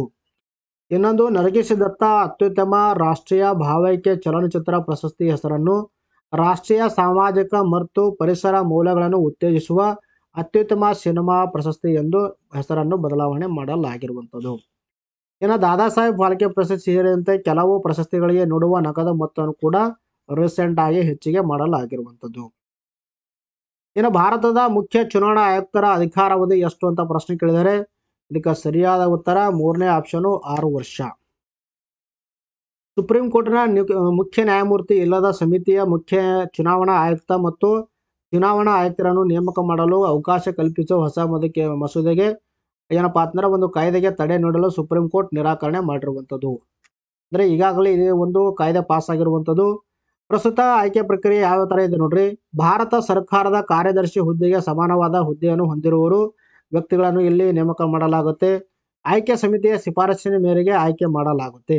ಆಯ್ಕೆ ಸಮಿತಿ ಯಾರು ಒಳಗೊಂಡಿರುತ್ತಂದ್ರ ಪ್ರಧಾನ ಮಂತ್ರಿ ಅವರು, ತದನಂತರದಲ್ಲಿ ಲೋಕಸಭೆಯ ಒಂದು ವಿರೋಧ ಪಕ್ಷದ ನಾಯಕರು, ತದನಂತರದಲ್ಲಿ ಪ್ರಧಾನ ಮಂತ್ರಿಯಿಂದ ನಾಮನಿರ್ದೇಶನಗೊಳ್ಳುವ ಕೇಂದ್ರ ಕ್ಯಾಬಿನೆಟ್ ಸಚಿವರು ಒಳಗೊಂಡಿರುತ್ತದೆ. ಈ ಮೂರು ಸದಸ್ಯರನ್ನು ಒಳಗೊಂಡಿರುವ ಒಂದು ಸಮಿತಿಯ ಶಿಫಾರಸಿನ ಮೇರೆಗೆ ರಾಷ್ಟ್ರಪತಿಯವರು ಪ್ರಸ್ತುತವಾಗಿ ಕೇಂದ್ರ ಚುನಾವಣಾ ಆಯೋಗದ ಏನಪ್ಪಾ ಅಂದ್ರೆ ಚೀಫ್ ಎಲೆಕ್ಷನ್ ಕಮಿಷನರ್ ಆಗಿರೋ ಮತ್ತು ಇತರ ಎಲೆಕ್ಷನ್ ಕಮಿಷನರ್ ಅನ್ನು ಆಯ್ಕೆ ಮಾಡಲಾಗುತ್ತೆ.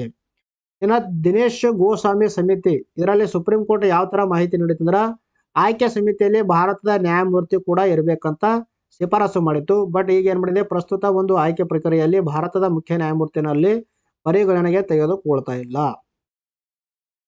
ಇನ್ನು PM ಸೂರ್ಘರ್ ಮುಫ್ತ ಬಿಜ್ಲಿ ಯೋಜನೆ ಅಡಿಯಲ್ಲಿ ಎಷ್ಟು ಕುಟುಂಬಗಳಿಗೆ ಪ್ರೋತ್ಸಾಹಿಸಲಾಗಿದೆ ಅಂತ ಪ್ರಶ್ನೆ ಕೇಳಿದರೆ ಇದಕ್ಕೆ ಸರಿಯಾದ ಉತ್ತರ 1ನೇ ಆಪ್ಷನ್ 1 ಕೋಟಿ.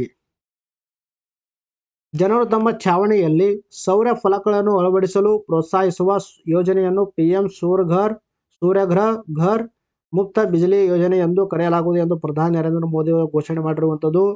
75,000 ಕೋಟಿಗೆ ಹೆಚ್ಚು ಮೌಲ್ಯದ ಈ ಒಂದು ಯೋಜನೆಯು ಪ್ರತಿ ತಿಂಗಳು 300 ಯೂನಿಟ್ಗಳವರೆಗೆ ಉಚಿತ ವಿದ್ಯುತ್ ಒದಗಿಸುವ ಮೂಲಕ 1 ಕೋಟಿ ಕುಟುಂಬಗಳಿಗೆ ವಿದ್ಯುತ್ ಒದಗಿಸುವ ಗುರಿಯನ್ನು ಹೊಂದಿರುವಂಥದ್ದು. ಈ ಒಂದು ಯೋಜನೆಯಲ್ಲಿ ಅಡಿಯಲ್ಲಿ ಪ್ರತಿ ತಿಂಗಳ ಎಷ್ಟು 300 ಯೂನಿಟ್ ವರೆಗೆ ಏನು ಮಾಡುತ್ತೆ, ಇಲ್ಲಿ ಒಂದು ವಿದ್ಯುತ್ ಅನ್ನು ಒದಗಿಸಲಾಗುತ್ತೆ.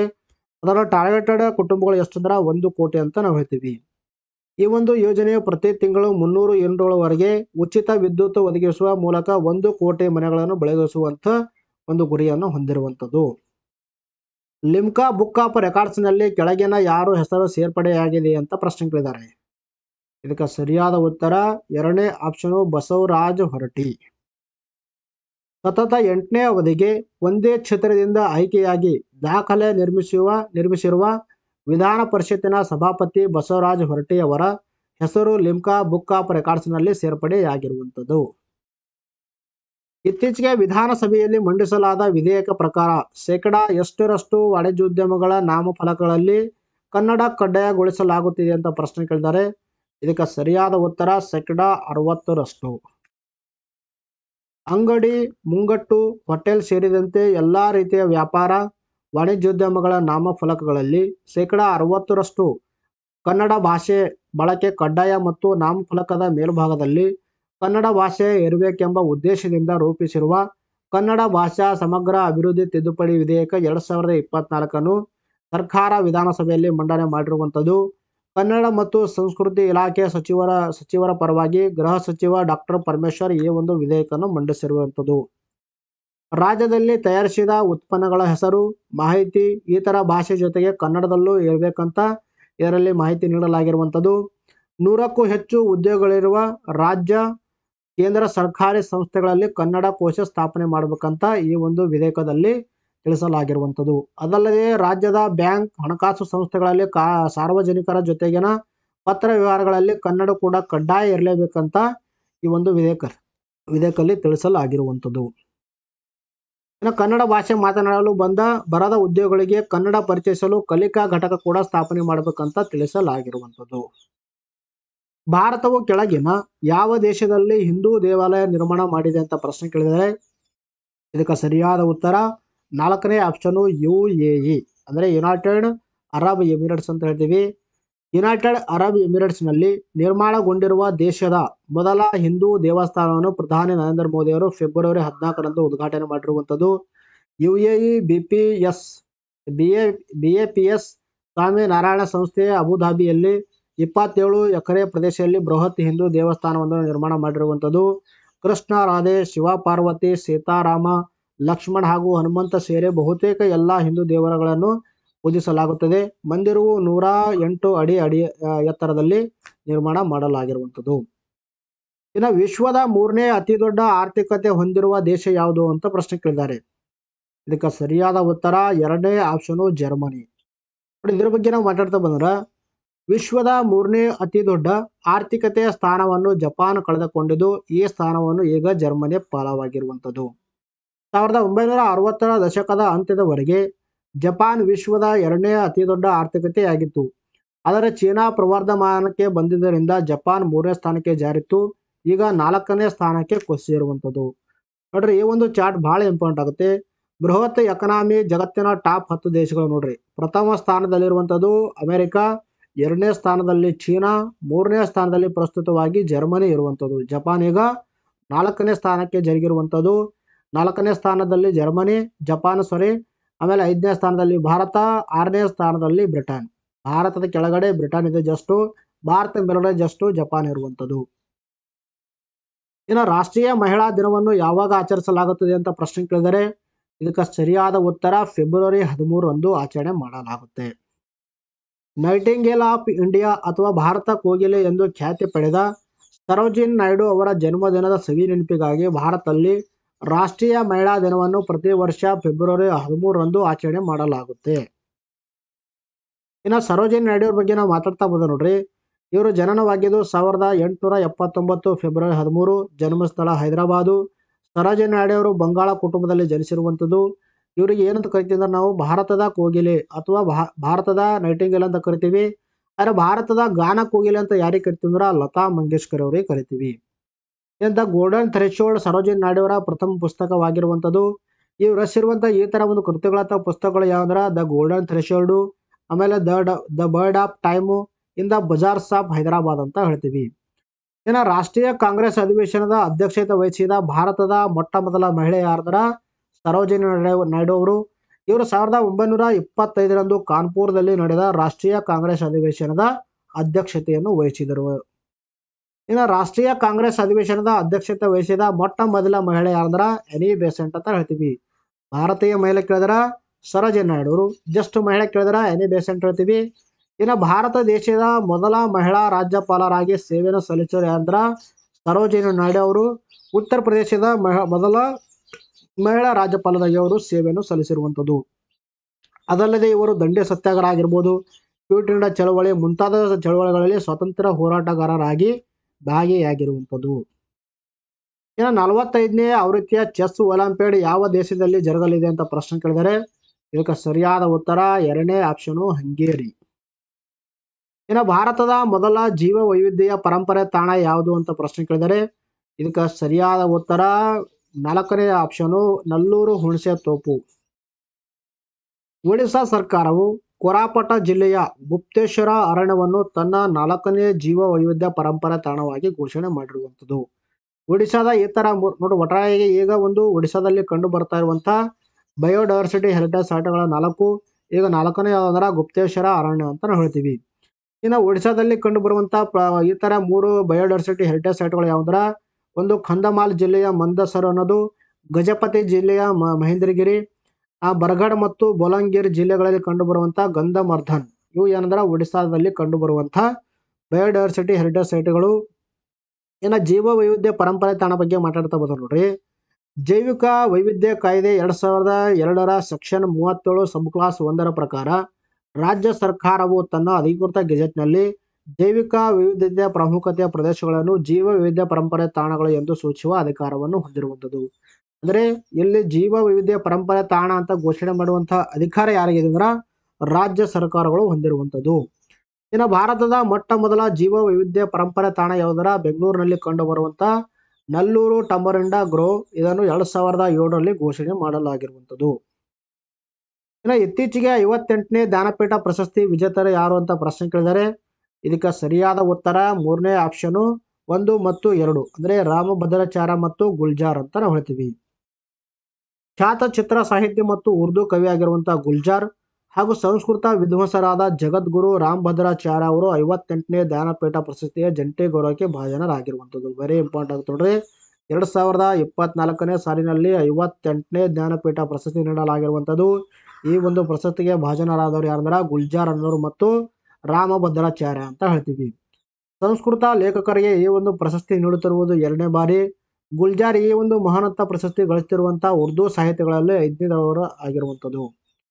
ಇನ್ನು ಜ್ಞಾನಪೀಠ ಪ್ರಶಸ್ತಿ ಬಗ್ಗೆ ಮಾತಾಡ್ತಾ ಹೋದ್ರೆ ನೋಡ್ರಿ, ಸಾಹಿತ್ಯ ಕ್ಷೇತ್ರದಲ್ಲಿ ನೀಡುವಂತಹ ಒಂದು ಅತ್ಯುನ್ನತ ಪ್ರಶಸ್ತಿ ಆಗಿರುವಂಥದ್ದು. ಇನ್ನು ಮೊಟ್ಟ ಮೊದಲ ಬಾರಿಗೆ ನೀಡಿದ್ದೇವಂದ್ರೆ 1965ರಲ್ಲಿ. ಇದನ್ನು ಪ್ರದಾನ ಮಾಡುವಂತಹ ಸಂಸ್ಥೆ ಯಾವಂದ್ರ ಭಾರತೀಯ ಜ್ಞಾನಪೀಠ ಟ್ರಸ್ಟ್ ಅನ್ನೋದು.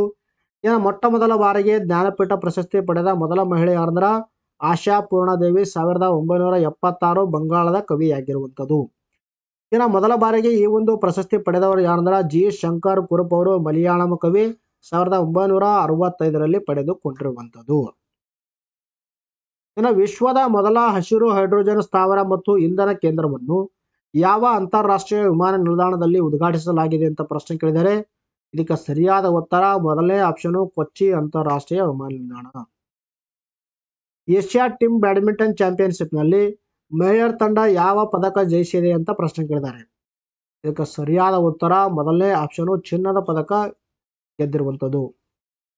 ಭಾರತದ ವನಿತೆಯರ ಬ್ಯಾಡ್ಮಿಂಟನ್ ತಂಡ ಏಷ್ಯನ್ ಬ್ಯಾಡ್ಮಿಂಟನ್ ಚಾಂಪಿಯನ್ಶಿಪ್ನಲ್ಲಿ ಚಿನ್ನ ಗೆದ್ದು ಐತಿಹಾಸಿಕ ದಾಖಲೆ ಮಾಡಿರುವಂಥದ್ದು. ಫೈನಲ್ನಲ್ಲಿ ಭಾರತವು ಥೈಲ್ಯಾಂಡ್ ವಿರುದ್ಧ ರೋಚಕ ಜಯವನ್ನು ಸಾಧಿಸಿರುವಂಥದ್ದು.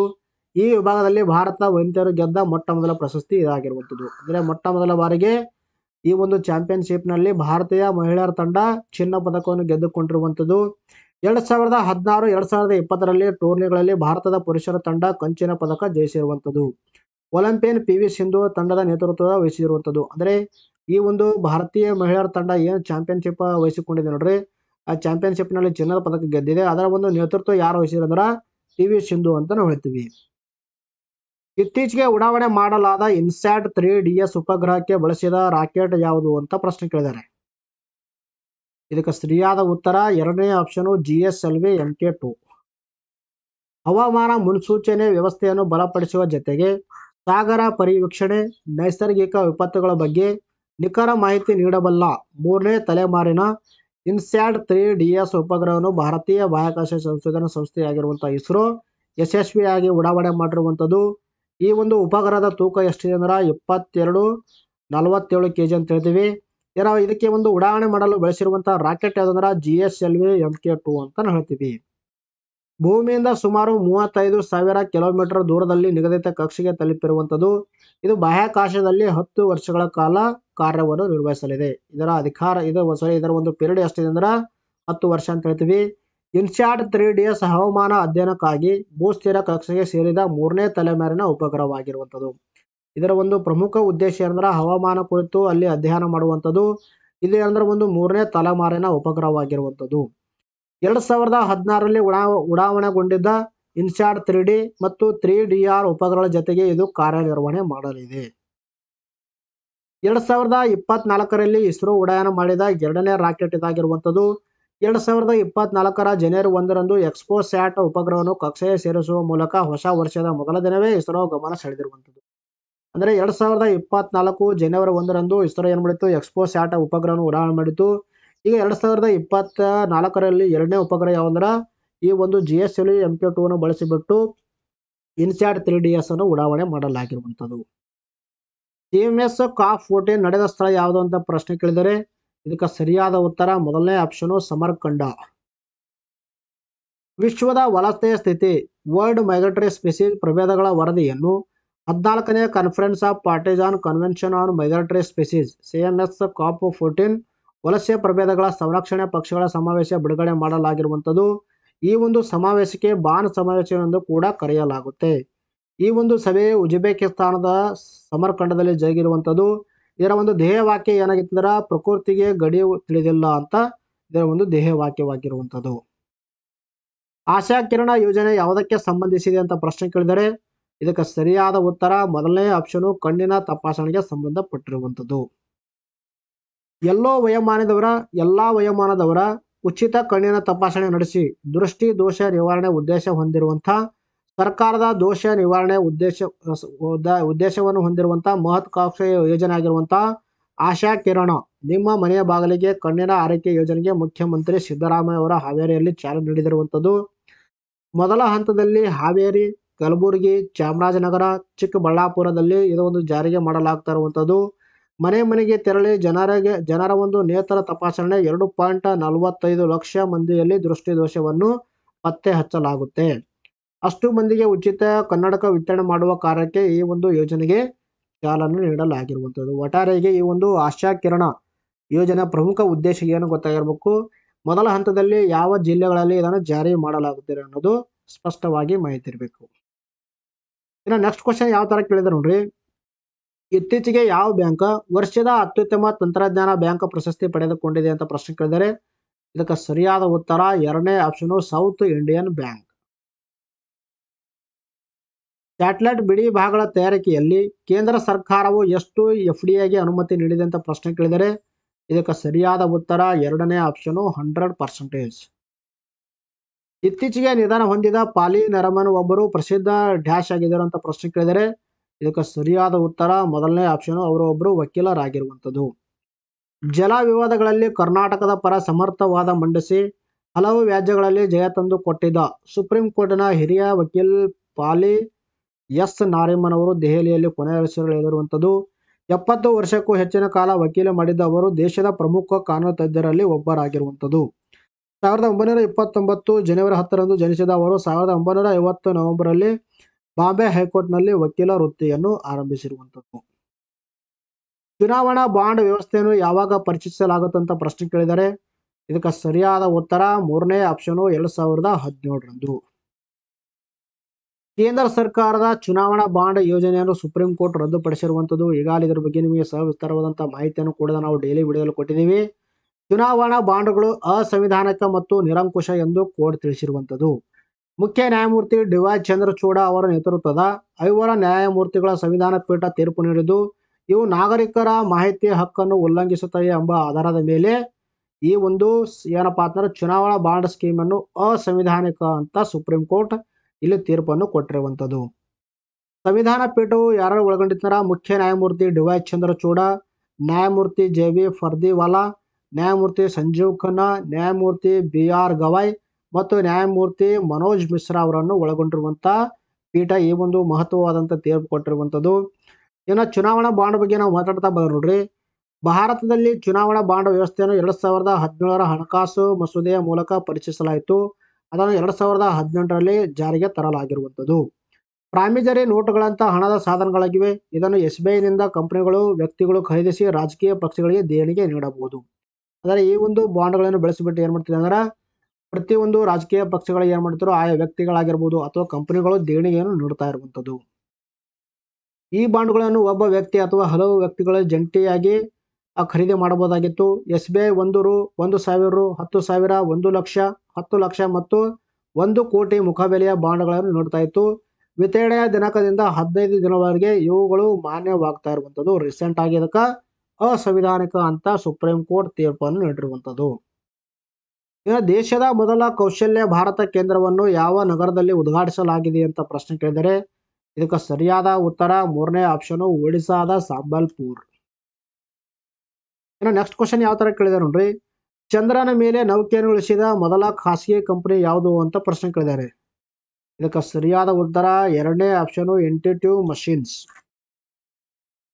ಭೂಮಿಯ ಏಕೈಕ ನೈಸರ್ಗಿಕ ಉಪಗ್ರಹವಾಗಿರುವಂತ ಚಂದ್ರನ ಮೇಲೆ ಇದೇ ಮೊದಲ ಬಾರಿಗೆ ಖಾಸಗಿ ಕಂಪನಿಯೊಂದು ನೌಕೆ ಇಳಿಸುವ ಮೂಲಕ ಹೊಸ ಇತಿಹಾಸವನ್ನು ನಿರ್ಮಾಣ ಮಾಡಿರುವಂಥದ್ದು. 1969ರಲ್ಲಿ ಏನು ಅಪೋಲೋ ಒಂದು ಮಿಷನ್ ಮೂಲಕ ಅಪೋಲೋ 11 ಮೂಲಕ ಏನು ಅಮೆರಿಕ ಇತಿಹಾಸನ ನಿರ್ಮಾಣ ಮಾಡಿತ್ತು. ಅಂದರೆ ಗಗನಯಾನಿಗಳನ್ನು ಚಂದ್ರನ ಮೇಲೆ ಇಳಿಸುವ ಮೂಲಕ ಇತಿಹಾಸ ಸೃಷ್ಟಿ ಮಾಡಿತ್ತು. ಈಗ ಏನು ಮಾಡಿದೆ, ಮತ್ತೊಂದು ಇತಿಹಾಸ ನಿರ್ಮಾಣ ಮಾಡಿರುವಂಥದ್ದು ಯಾವುದಪ್ಪ ಅಂದ್ರೆ ಅಮೆರಿಕದ ಇಂಟ್ಯೂಟಿವ್ ಮಷಿನ್ಸ್ ಎಂಬ ಕಂಪನಿ ಏನು ಮಾಡಿದರೆ ಮೊದಲ ಬಾರಿಗೆ ಚಂದ್ರನ ಮೇಲೆ ಒಂದು ಏನಪ್ಪಾ ಅಂದ್ರೆ ನೌಕೆಯನ್ನು ಇಳಿಸುವ ಮೂಲಕ ಈ ಒಂದು ಸಾಧನೆ ಮಾಡಿರುವಂತ ಮೊದಲ ಖಾಸಗಿ ಕಂಪನಿ ಎಂಬ ಹೆಗ್ಗಳಿಕೆ ಪಾತ್ರವಾಗಿರುವಂಥದ್ದು. ಅಮೆರಿಕದ ಇಂಟ್ಯೂಟಿವ್ ಮಷಿನ್ಸ್ ಎಂಬ ಕಂಪನಿ ಒಡಿಸಿಯಸ್ ಲ್ಯಾಂಡರ್ ಚಂದ್ರನ ಮೇಲೆ ಇಳಿದಿರುವಂಥದ್ದು. ಇದರೊಂದಿಗೆ 50 ವರ್ಷಗಳ ಬಳಿಕ ಚಂದ್ರನ ಅಂಗಳಕ್ಕೆ ಅಮೆರಿಕ ಮತ್ತೊಮ್ಮೆ ಮರಳದಂತಾಗಿರುವಂಥದ್ದು. 1972 ಕೊಟ್ಟಿದ್ದಾರೆ ನೋಡ್ರಲ್ಲಿ, ಸ್ವಲ್ಪ ಇದು ಮಿಸ್ಟೇಕ್ ಆಗಿದೆ. ಅಮೆರಿಕದ ಅಪೋಲೋ 17 ಮಿಷನ್ ರಾಕೆಟ್ ಚಂದ್ರನ ಮೇಲೆ ಇಳಿದಿತ್ತು. ಅದಾದ ನಂತರ ಅಮೆರಿಕದ ಯಾವುದೇ ನೌಕೆ ಅಲ್ಲಿಗೆ ಹೋಗಿರಲಿಲ್ಲ. ಅಂದ್ರೆ ಏನಂದ್ರ ಇದು ಕರೆಕ್ಟ್ ಇದೆ. 1972ರಲ್ಲಿ ಏನ್ ಮಾಡಿತ್ತು, ಅಪೋಲೋ 17 ಮಿಷನ್ ರಾಕೆಟ್ ಚಂದ್ರನ ಮೇಲೆ ಇಳಿದಿತ್ತು. ಅದಾದ ಬಳಿಕ ಯಾವುದೇ ಮಿಷನ್ ಅನ್ನು ಈ ಒಂದು ಏನಪ್ಪಾ ಅಂತಂದ್ರೆ ಅಮೆರಿಕ ಚಂದ್ರನ ಮೇಲೆ ಕಳಿಸಿರ್ಲಿಲ್ಲ. ಈಗ ಮತ್ತೆ ಏನ್ ಮಾಡಿದೆ, ಒಂದು ಖಾಸಗಿ ನೌಕೆಯನ್ನು ಇಳಿಸುವ ಮೂಲಕ ಮತ್ತೆ ಈ ಒಂದು ಮಿಷನ್ಗೆ ಕೈ ಹಾಕಿರುವಂಥದ್ದು. ಕುಕಿ ಮತ್ತು ಮಥಾಯಿ ಜನಾಂಗ ಯಾವ ರಾಜ್ಯದಲ್ಲಿ ಕಂಡು ಬರುತ್ತದೆ ಅಂತ ಪ್ರಶ್ನೆ ಕೇಳಿದರೆ ಇದಕ್ಕೆ ಸರಿಯಾದ ಉತ್ತರ ಮಣಿಪುರ್. ವಿಶ್ವ ಸರ್ಕಾರ ಶೃಂಗಸಭೆಯ 11ನೇ ಆವೃತ್ತಿ ಜರುಗಿದ ಸ್ಥಳ ಯಾವುದು ಅಂತ ಪ್ರಶ್ನೆ ಕೇಳಿದರೆ ಇದಕ್ಕೆ ಸರಿಯಾದ ಉತ್ತರ 4ನೇ ಆಪ್ಷನ್ ದುಬೈ. ವಿಶ್ವ ಸರ್ಕಾರಗಳ ಶೃಂಗಸಭೆ 11ನೇ ಆವೃತ್ತಿಯು ದುಬೈನಲ್ಲಿ ನಡೆದಿರುವಂಥದ್ದು. ಇದರ ಒಂದು ಧ್ಯೇಯವಾಕ್ಯ ಏನಂತಂದ್ರೆ ಭವಿಷ್ಯದ ಸರ್ಕಾರಗಳು ರೂಪಿಸುವುದು. ಅಂತಾರಾಷ್ಟ್ರೀಯ ಸೌರ ಒಕ್ಕೂಟಕ್ಕೆ ಸೇರಿದ 119ನೇ ದೇಶ ಯಾವುದು ಅಂತ ಪ್ರಶ್ನೆ ಕೇಳಿದ್ದಾರೆ. ಇದಕ್ಕೆ ಸರಿಯಾದ ಉತ್ತರ 1ನೇ ಆಪ್ಷನ್ ಮಾಲ್ಟಾ. ವೆರಿ ಇಂಪಾರ್ಟೆಂಟ್ ಆಗುತ್ತೆ ನೋಡ್ರಿ. ಇತ್ತೀಚೆಗೆ ಮಾಲ್ಟಾ ದೇಶವು ಅಂತಾರಾಷ್ಟ್ರೀಯ ಸೌರ ಒಕ್ಕೂಟಕ್ಕೆ ಸೇರೋ ಒಪ್ಪಂದಕ್ಕೆ ಸಹಿ ಹಾಕಿದೆ. ಅಂತಾರಾಷ್ಟ್ರೀಯ ಸೌರ ಒಕ್ಕೂಟಕ್ಕೆ ಸೇರಿದ 119ನೇ ರಾಷ್ಟ್ರವಾಗಿ ಮಾಲ್ಟಾ ಹೊರಹೊಮ್ಮಿರುವಂಥದ್ದು. ಇನ್ನು ಇಂಟರ್ನ್ಯಾಷನಲ್ ಸೋಲಾರ್ ಅಲಯನ್ಸ್ ಬಗ್ಗೆ ನಾವು ಮಾತಾಡ್ತಾ ಬಂದ್ರು ನೋಡ್ರಿ. 2015ರಲ್ಲಿ UNFCCCಯು COP21 ಸಮಯದಲ್ಲಿ ಫ್ರಾನ್ಸ್ ಮತ್ತು ಭಾರತ ಈ ಒಂದು ಏನಪ್ಪಾ ಅಂತಾರೆ ಒಕ್ಕೂಟವನ್ನು ಪ್ರಾರಂಭ ಮಾಡಿರುವಂಥದ್ದು. ಇದರ ಒಂದು ಪ್ರಧಾನ ಕಚೇರಿ ಎಲ್ಲಿ ಕಂಡು ಬರುತ್ತಂದ್ರೆ ಗುರುಗಾಂವ್, ಹರಿಯಾಣದ ಗುರುಗಾಂವಲ್ಲಿ ಕಂಡು ಬರುತ್ತೆ. ಇನ್ನು ಕರ್ಕಾಟಕ ಮತ್ತು ಮಕರ ಸಂಕ್ರಾಂತಿ ವೃತ್ತದ ಮಧ್ಯದಲ್ಲಿ ಇರುವ ದೇಶಗಳು ಸದಸ್ಯರಾಗಿವೆ. ಅಂದರೆ ಟ್ರಾಪಿಕ್ ಆಫ್ ಕ್ಯಾನ್ಸರ್ ಮತ್ತು ಟ್ರಾಪಿಕ್ ಆಫ್ ಕ್ಯಾಪ್ರಿಕಾರ್ನ್ ಮಧ್ಯದಲ್ಲಿ ಕಂಡುಬರುವಂತಹ ರಾಷ್ಟ್ರಗಳು ಕೂಡ ಈ ಒಂದು ಸಂಘಟನೆಯ ಅಥವಾ ಈ ಒಂದು ಒಕ್ಕೂಟದ ಸದಸ್ಯ ರಾಷ್ಟ್ರಗಳಾಗಿವೆ. ಇದರ ಆಚೆಯೇ ಕೂಡ ಕಂಡುಬರುವಂತಹ ರಾಷ್ಟ್ರಗಳು ಕೂಡ ಇದರ ಒಂದು ಸದಸ್ಯ ರಾಷ್ಟ್ರವಾಗಿರುವಂಥದ್ದು. ಸೌರ ಮಾರುತದ ಪ್ರಭಾವವನ್ನು ಕಂಡು ಹಿಡಿದ ಆದಿತ್ಯ L1 ಪೇಲೋಡ ಯಾವುದು ಅಂತ ಪ್ರಶ್ನೆ ಕೇಳಿದರೆ ಇದಕ್ಕೆ ಸರಿಯಾದ ಉತ್ತರ 3ನೇ ಆಪ್ಷನ್ PA ಅಂತ ಹೇಳ್ತೀವಿ. ಇನ್ನು ಇಂಡಕ್ಸ್ ಎಕ್ಸ್ ಇದು ಯಾವ ದೇಶಗಳ ಮಧ್ಯೆ ನಡೆಯುವ ಶೃಂಗಸಭೆಯಾಗಿದೆ ಅಂತ ಪ್ರಶ್ನೆ ಕೇಳಿದರೆ ಇದಕ್ಕೆ ಸರಿಯಾದ ಉತ್ತರ 2ನೇ ಆಪ್ಷನ್ ಭಾರತ ಮತ್ತು USA. ದೇಶದ ಅತಿ ದೊಡ್ಡ ತೂಗು ಸೇತುವೆಯನ್ನು ಯಾವ ರಾಜ್ಯದಲ್ಲಿ ಉದ್ಘಾಟಿಸಲಾಗಿದೆ ಅಂತ ಪ್ರಶ್ನೆ ಕೇಳಿದರೆ ಇದಕ್ಕೆ ಸರಿಯಾದ ಉತ್ತರ 1ನೇ ಆಪ್ಷನ್ ಗುಜರಾತ್. ಪ್ರಧಾನಿ ನರೇಂದ್ರ ಮೋದಿ ಅವರು ದೇಶದ ಅತಿ ದೊಡ್ಡ ತೂಗು ಸೇತುವೆ ಆಗಿರುವಂತಹ ಸುದರ್ಶನ ಸೇತುವೆಯನ್ನು ಲೋಕಾರ್ಪಣೆಗೊಳಿಸಿರುವಂಥದ್ದು. 2.32 ಕಿಲೋಮೀಟರ್ ಉದ್ದದ ಈ ಒಂದು ಸೇತುವೆಯು ಗುಜರಾತ್ನ ದ್ವಾರಕಾದ ಓಖಾ ಪ್ರದೇಶದಿಂದ ಬೇಟ್ ದ್ವಾರಕಾ ದ್ವೀಪಕ್ಕೆ ಸಂಪರ್ಕ ಕಲ್ಪಿಸ್ತಾ ಇರುವಂಥದ್ದು. ಇದು ಅರಬ್ಬಿ ಸಮುದ್ರದಲ್ಲಿ ನಿರ್ಮಾಣ ಮಾಡಲಾಗಿರುವಂಥದ್ದು. ಇದು ದೇಶದ ಅತಿ ಉದ್ದದ ಕೇಬಲ್ ಸೇತುವೆ ಆಗಿರುವಂಥದ್ದು. ಈ ಹಿಂದೆ ಸಿಗ್ನೇಚರ್ ಬ್ರಿಡ್ಜ್ ಎಂದು ಕೂಡ ಇದಕ್ಕೆ ಕರೆಯಲಾಗ್ತಿರುವಂಥದ್ದು. ಈಗ ಸುದರ್ಶನ್ ಸೇತುವೆ ಎಂದು ಕರೆಯಲಾಗುತ್ತೆ. ಇದು ದೇಶದ ಅತಿ ದೊಡ್ಡ ಒಂದು ತೂಗು ಸೇತುವೆ ಆಗಿರುವಂಥದ್ದು. ಧರ್ಮ ಗಾರ್ಡಿಯನ್ ಸಮರಾಭ್ಯಾಸ ಯಾವ ದೇಶಗಳ ಮಧ್ಯೆ ನಡೆಯುತ್ತದೆ ಅಂತ ಪ್ರಶ್ನೆ ಕೇಳಿದ್ದಾರೆ. ಇದಕ್ಕೆ ಸರಿಯಾದ ಉತ್ತರ 2ನೇ ಆಪ್ಷನ್ ಭಾರತ ಮತ್ತು ಜಪಾನ್. ಭಾರತ ಜಪಾನ್ ಜಂಟಿ ವಾರ್ಷಿಕ ಮಿಲಿಟರಿ ತರಬೇತಿ ವ್ಯಾಯಾಮ ಧರ್ಮ ಗಾರ್ಡಿಯನ್ 5ನೇ ಆವೃತ್ತಿಯು ರಾಜಸ್ಥಾನದ ಮಹಾಜನ ಫೀಲ್ಡ್ ಫೈರಿಂಗ್ ರೇಂಜ್ನಲ್ಲಿ ಪ್ರಾರಂಭ ಮಾಡಲಾಗಿರುವಂಥದ್ದು, ಈಗ ನಡೆದು ಹೋಗಿರುವಂಥದ್ದು. ಧರ್ಮ ಗಾರ್ಡಿಯನ್ ವ್ಯಾಯಾಮವು ವಾರ್ಷಿಕ ವ್ಯಾಯಾಮವಾಗಿದೆ. ಇದನ್ನು ಭಾರತ ಮತ್ತು ಜಪಾನ್ನಲ್ಲಿ ಪರ್ಯಾಯವಾಗಿ ನಡೆಸಲಾಗುತ್ತೆ. ಅಂದರೆ 1 ವರ್ಷ ಭಾರತ ನಡೆಸಿದರೆ ಮುಂದಿನ ವರ್ಷ ಜಪಾನ್ನಲ್ಲಿ ಈ ಒಂದು ಸಮರಾಭ್ಯಾಸ ನಡೆಸಲಾಗುತ್ತೆ. ಭಾರತ ಮತ್ತು ಜಪಾನ್ ಮಧ್ಯೆ ನಡೆಯುವಂತಹ ಇತರ ಸಮರಾಭ್ಯಾಸಗಳು ಯಾವಂದ್ರ, ಒಂದು ಜಿಮ್ಯಾಕ್ಸ್ ಅನ್ನೋದು, ಎರಡನೇದು ಶಿನ್ನು ಮೈತ್ರಿ ಅನ್ನೋದು, ಮೂರನೇದು ಯಾವ್ದಪ್ಪ ಅಂದ್ರೆ ವೀರ ಗಾರ್ಡಿಯನ್ ಅಂತ ನಾವು ಹೇಳ್ತೀವಿ. ದೋಸ್ತಿ ವ್ಯಾಯಾಮವು ಯಾವ ದೇಶಗಳ ನಡುವೆ ನಡೆಯುವ ವ್ಯಾಯಾಮವಾಗಿದೆ ಅಂತ ಪ್ರಶ್ನೆ ಕೇಳಿದರೆ ಇದಕ್ಕೆ ಸರಿಯಾದ ಉತ್ತರ 3ನೇ ಆಪ್ಷನು ಭಾರತ, ಶ್ರೀಲಂಕಾ ಮತ್ತು ಮಾಲ್ಡೀವ್ಸ್ ಅಂತ ನಾವು ಹೇಳ್ತೀವಿ. ಭಾರತೀಯ ಕೋಸ್ಟ್ ಗಾರ್ಡ್, ಶ್ರೀಲಂಕಾ ನೌಕಾಪಡೆ ಮತ್ತು ಮಾಲ್ಡೀವ್ಸ್ ರಾಷ್ಟ್ರೀಯ ರಕ್ಷಣಾ ಪಡೆ ಜಂಟಿಯಾಗಿ ದೋಸ್ತಿ ಹೆಸರಿನ ದ್ವೈವಾರ್ಷಿಕ ತ್ರಿಪಕ್ಷೀಯ ವ್ಯಾಯಾಮದ 16ನೇ ಆವೃತ್ತಿಯನ್ನು ನಡೆಸಿದವು. ಈ ಒಂದು ವ್ಯಾಯಾಮವು ಮಾಲ್ಡೀವ್ಸ್ನ ಮಾಲೆಯಲ್ಲಿ ನಡೆಸಲಾಗಿರುವಂಥದ್ದು. ಇದು 3 ರಾಷ್ಟ್ರಗಳ ನಡುವಿನ ಮಿಲಿಟರಿ ಸಹಯೋಗವನ್ನು ಹೆಚ್ಚಿಸುವುದು ಇದರ ಒಂದು ಪ್ರಮುಖ ಉದ್ದೇಶವಾಗಿರುವಂಥದ್ದು. ಹೊಸದಾಗಿ ರೂಪಿಸಲಾಗಿರುವ 3 ಕ್ರಿಮಿನಲ್ ಕಾನೂನುಗಳು ಯಾವಾಗ ಜಾರಿಗೆ ಬರಲಿವೆ ಅಂತ ಪ್ರಶ್ನೆ ಕೇಳಿದರೆ, ಅಂದರೆ ಜಾರಿಗೆ ಮಾಡಲಾಗುವಂಥ ದಿನಾಂಕ ಕೇಳಿದರೆ ಇದಕ್ಕೆ ಸರಿಯಾದ ಉತ್ತರ 3ನೇ ಆಪ್ಷನು ಜುಲೈ 1, 2024. ದೇಶದಲ್ಲಿನ ಅಪರಾಧ ನ್ಯಾಯ ವ್ಯವಸ್ಥೆಯನ್ನು ಪರಿಷ್ಕರಿಸಿ ಹೊಸದಾಗಿ ರೂಪಿಸಲಾಗಿರುವ 3 ಕ್ರಿಮಿನಲ್ ಕಾನೂನುಗಳಾದ ಭಾರತೀಯ ನ್ಯಾಯ ಸಂಹಿತೆ ಆಗಿರಬಹುದು, ಭಾರತೀಯ ನಾಗರಿಕ ಸುರಕ್ಷತಾ ಸಂಹಿತೆ ಮತ್ತು ಭಾರತೀಯ ಸಾಕ್ಷಿ ಕಾಯ್ದೆಗಳ ಜುಲೈ 1ರಿಂದಲೇ ಜಾರಿಗೆ ಬರಲಿರುವಂಥದ್ದು. ವಸಾಹತುಶಾಹಿ ಕಾಲದ ಭಾರತದ 1860ರ ಭಾರತ ದಂಡ ಸಂಹಿತೆ, 1973ರ ಕ್ರಿಮಿನಲ್ ಪ್ರೊಸೀಜರ್ ಕೋಡ್ ಆಗಿರ್ಬೋದು ಮತ್ತು 1972ರ ಭಾರತೀಯ ಸಾಕ್ಷ್ಯ ಕಾಯ್ದೆಗಳನ್ನು ಈ ಒಂದು ಹೊಸ ಕಾನೂನುಗಳು ಬದಲಾವಣೆ ಮಾಡ್ತಾ ಇರುವಂಥದ್ದು. ಭಾರತದಲ್ಲಿ ಅತಿ ಹೆಚ್ಚು ಟೆಸ್ಟ್ ವಿಕೆಟ್ ಪಡೆದ ಆಟಗಾರ ಯಾರು ಅಂತ ಪ್ರಶ್ನೆ ಕೇಳಿದರೆ ಇದಕ್ಕೆ ಸರಿಯಾದ ಉತ್ತರ 1ನೇ ಆಪ್ಷನು ಆರ್ ಅಶ್ವಿನಿ. ಲೋಕ್ಪಾಲ್ ಸಂಸ್ಥೆಯ ಮುಖ್ಯಸ್ಥರಾಗಿ ನೇಮಕಗೊಂಡಿರುವವರು ಯಾರು ಅಂತ ಪ್ರಶ್ನೆ ಕೇಳಿದರೆ ಇದಕ್ಕೆ ಸರಿಯಾದ ಉತ್ತರ 2ನೇ ಆಪ್ಷನು ಎಂ ಖಾನ್ವಿಲ್ಕರ್ ಅಂತ ನಾವು ಹೇಳ್ತೀವಿ. ಕೇಂದ್ರ ಸರ್ಕಾರದ ಮಟ್ಟದಲ್ಲಿ ಭ್ರಷ್ಟಾಚಾರ ಪ್ರಕರಣಗಳ ತನಿಖೆ ಮಾಡುವ ಲೋಕಪಾಲ್ ಸಂಸ್ಥೆಯ ಮುಖ್ಯಸ್ಥರಾಗಿ ಸುಪ್ರೀಂ ಕೋರ್ಟ್ ನಿವೃತ್ತ ಮುಖ್ಯ ನ್ಯಾಯಾಧೀಶಿ ಆಗಿರುವಂತಹ ಎಂ ಖಾನ್ವಿಲ್ಕರ್ ಅವರು ನೇಮಕಗೊಂಡಿರುವಂಥದ್ದು. ಇದರೊಂದಿಗೆ ಕರ್ನಾಟಕ ಹೈಕೋರ್ಟ್ ನಿವೃತ್ತ ನ್ಯಾಯಾಧೀಶ ಲಿಂಗಪ್ಪ ನಾರಾಯಣಸ್ವಾಮಿ, ಕರ್ನಾಟಕ ಹೈಕೋರ್ಟ್ ನಿವೃತ್ತ ಮುಖ್ಯ ನ್ಯಾಯಾಧೀಶ ರಿತುರಾಜ್ ಅವಸ್ಥಿ ಹಾಗೂ ನ್ಯಾಯಮೂರ್ತಿ ಸಂಜಯ್ ಯಾದವ್ ಅವರನ್ನು ನ್ಯಾಯಾಂಗ ಸದಸ್ಯರಾಗಿ ನೇಮಕ ಮಾಡಲಾಗಿರುವಂಥದ್ದು. ಇದರ ಪ್ರಮುಖವಾಗಿ ಇಂಪಾರ್ಟೆಂಟ್ ಯಾವುದಾಗುತ್ತಾರ, ಲೋಕಪಾಲ್ ಸಂಸ್ಥೆಯ ಮುಖ್ಯಸ್ಥರಾಗಿ ನೇಮಕಗೊಂಡಿರೋರು ಯಾವ್ದಾರ ಎಂ ಖಾನ್ವಿಲ್ಕರ್ ಅಂತ ಹೇಳ್ತೀವಿ.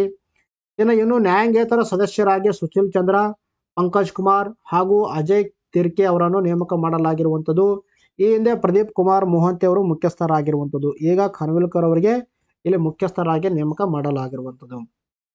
ಇನ್ನು ಲೋಕಪಾಲ್ ಸಂಸ್ಥೆ ಬಗ್ಗೆ ಮಾತಾಡ್ತಾ ಬಂದ ನೋಡ್ರಿ, ಲೋಕಪಾಲ್ ಒಬ್ಬ ಅಧ್ಯಕ್ಷ ಮತ್ತು 8 ಮಂದಿ ಸದಸ್ಯರನ್ನು ಹೊಂದಿರುತ್ತದೆ. ಸರ್ವೋಚ್ಚ ನ್ಯಾಯಾಲಯದ ನಿವೃತ್ತ ನ್ಯಾಯಾಧೀಶ, ಮುಖ್ಯ ನ್ಯಾಯಾಧೀಶರು ಅಥವಾ ಪ್ರಸ್ತುತ ನ್ಯಾಯಾಧೀಶರು ಲೋಕಪಾಲ್ ಸಂಸ್ಥೆಯ ಅಧ್ಯಕ್ಷರಾಗಿರುತ್ತಾರೆ.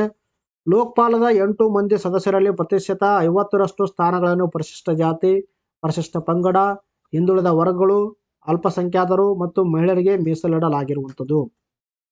ಇನ್ನು ಉಳಿದ ಪ್ರತಿಶತ 50ರಷ್ಟು ಸ್ಥಾನಗಳಿಗೆ ಕಾನೂನು ಅಥವಾ ನ್ಯಾಯಾಂಗದ ಹಿನ್ನೆಲೆ ಹೊಂದಿರುವವರನ್ನು ನೇಮಕ ಮಾಡಲಾಗುತ್ತೆ.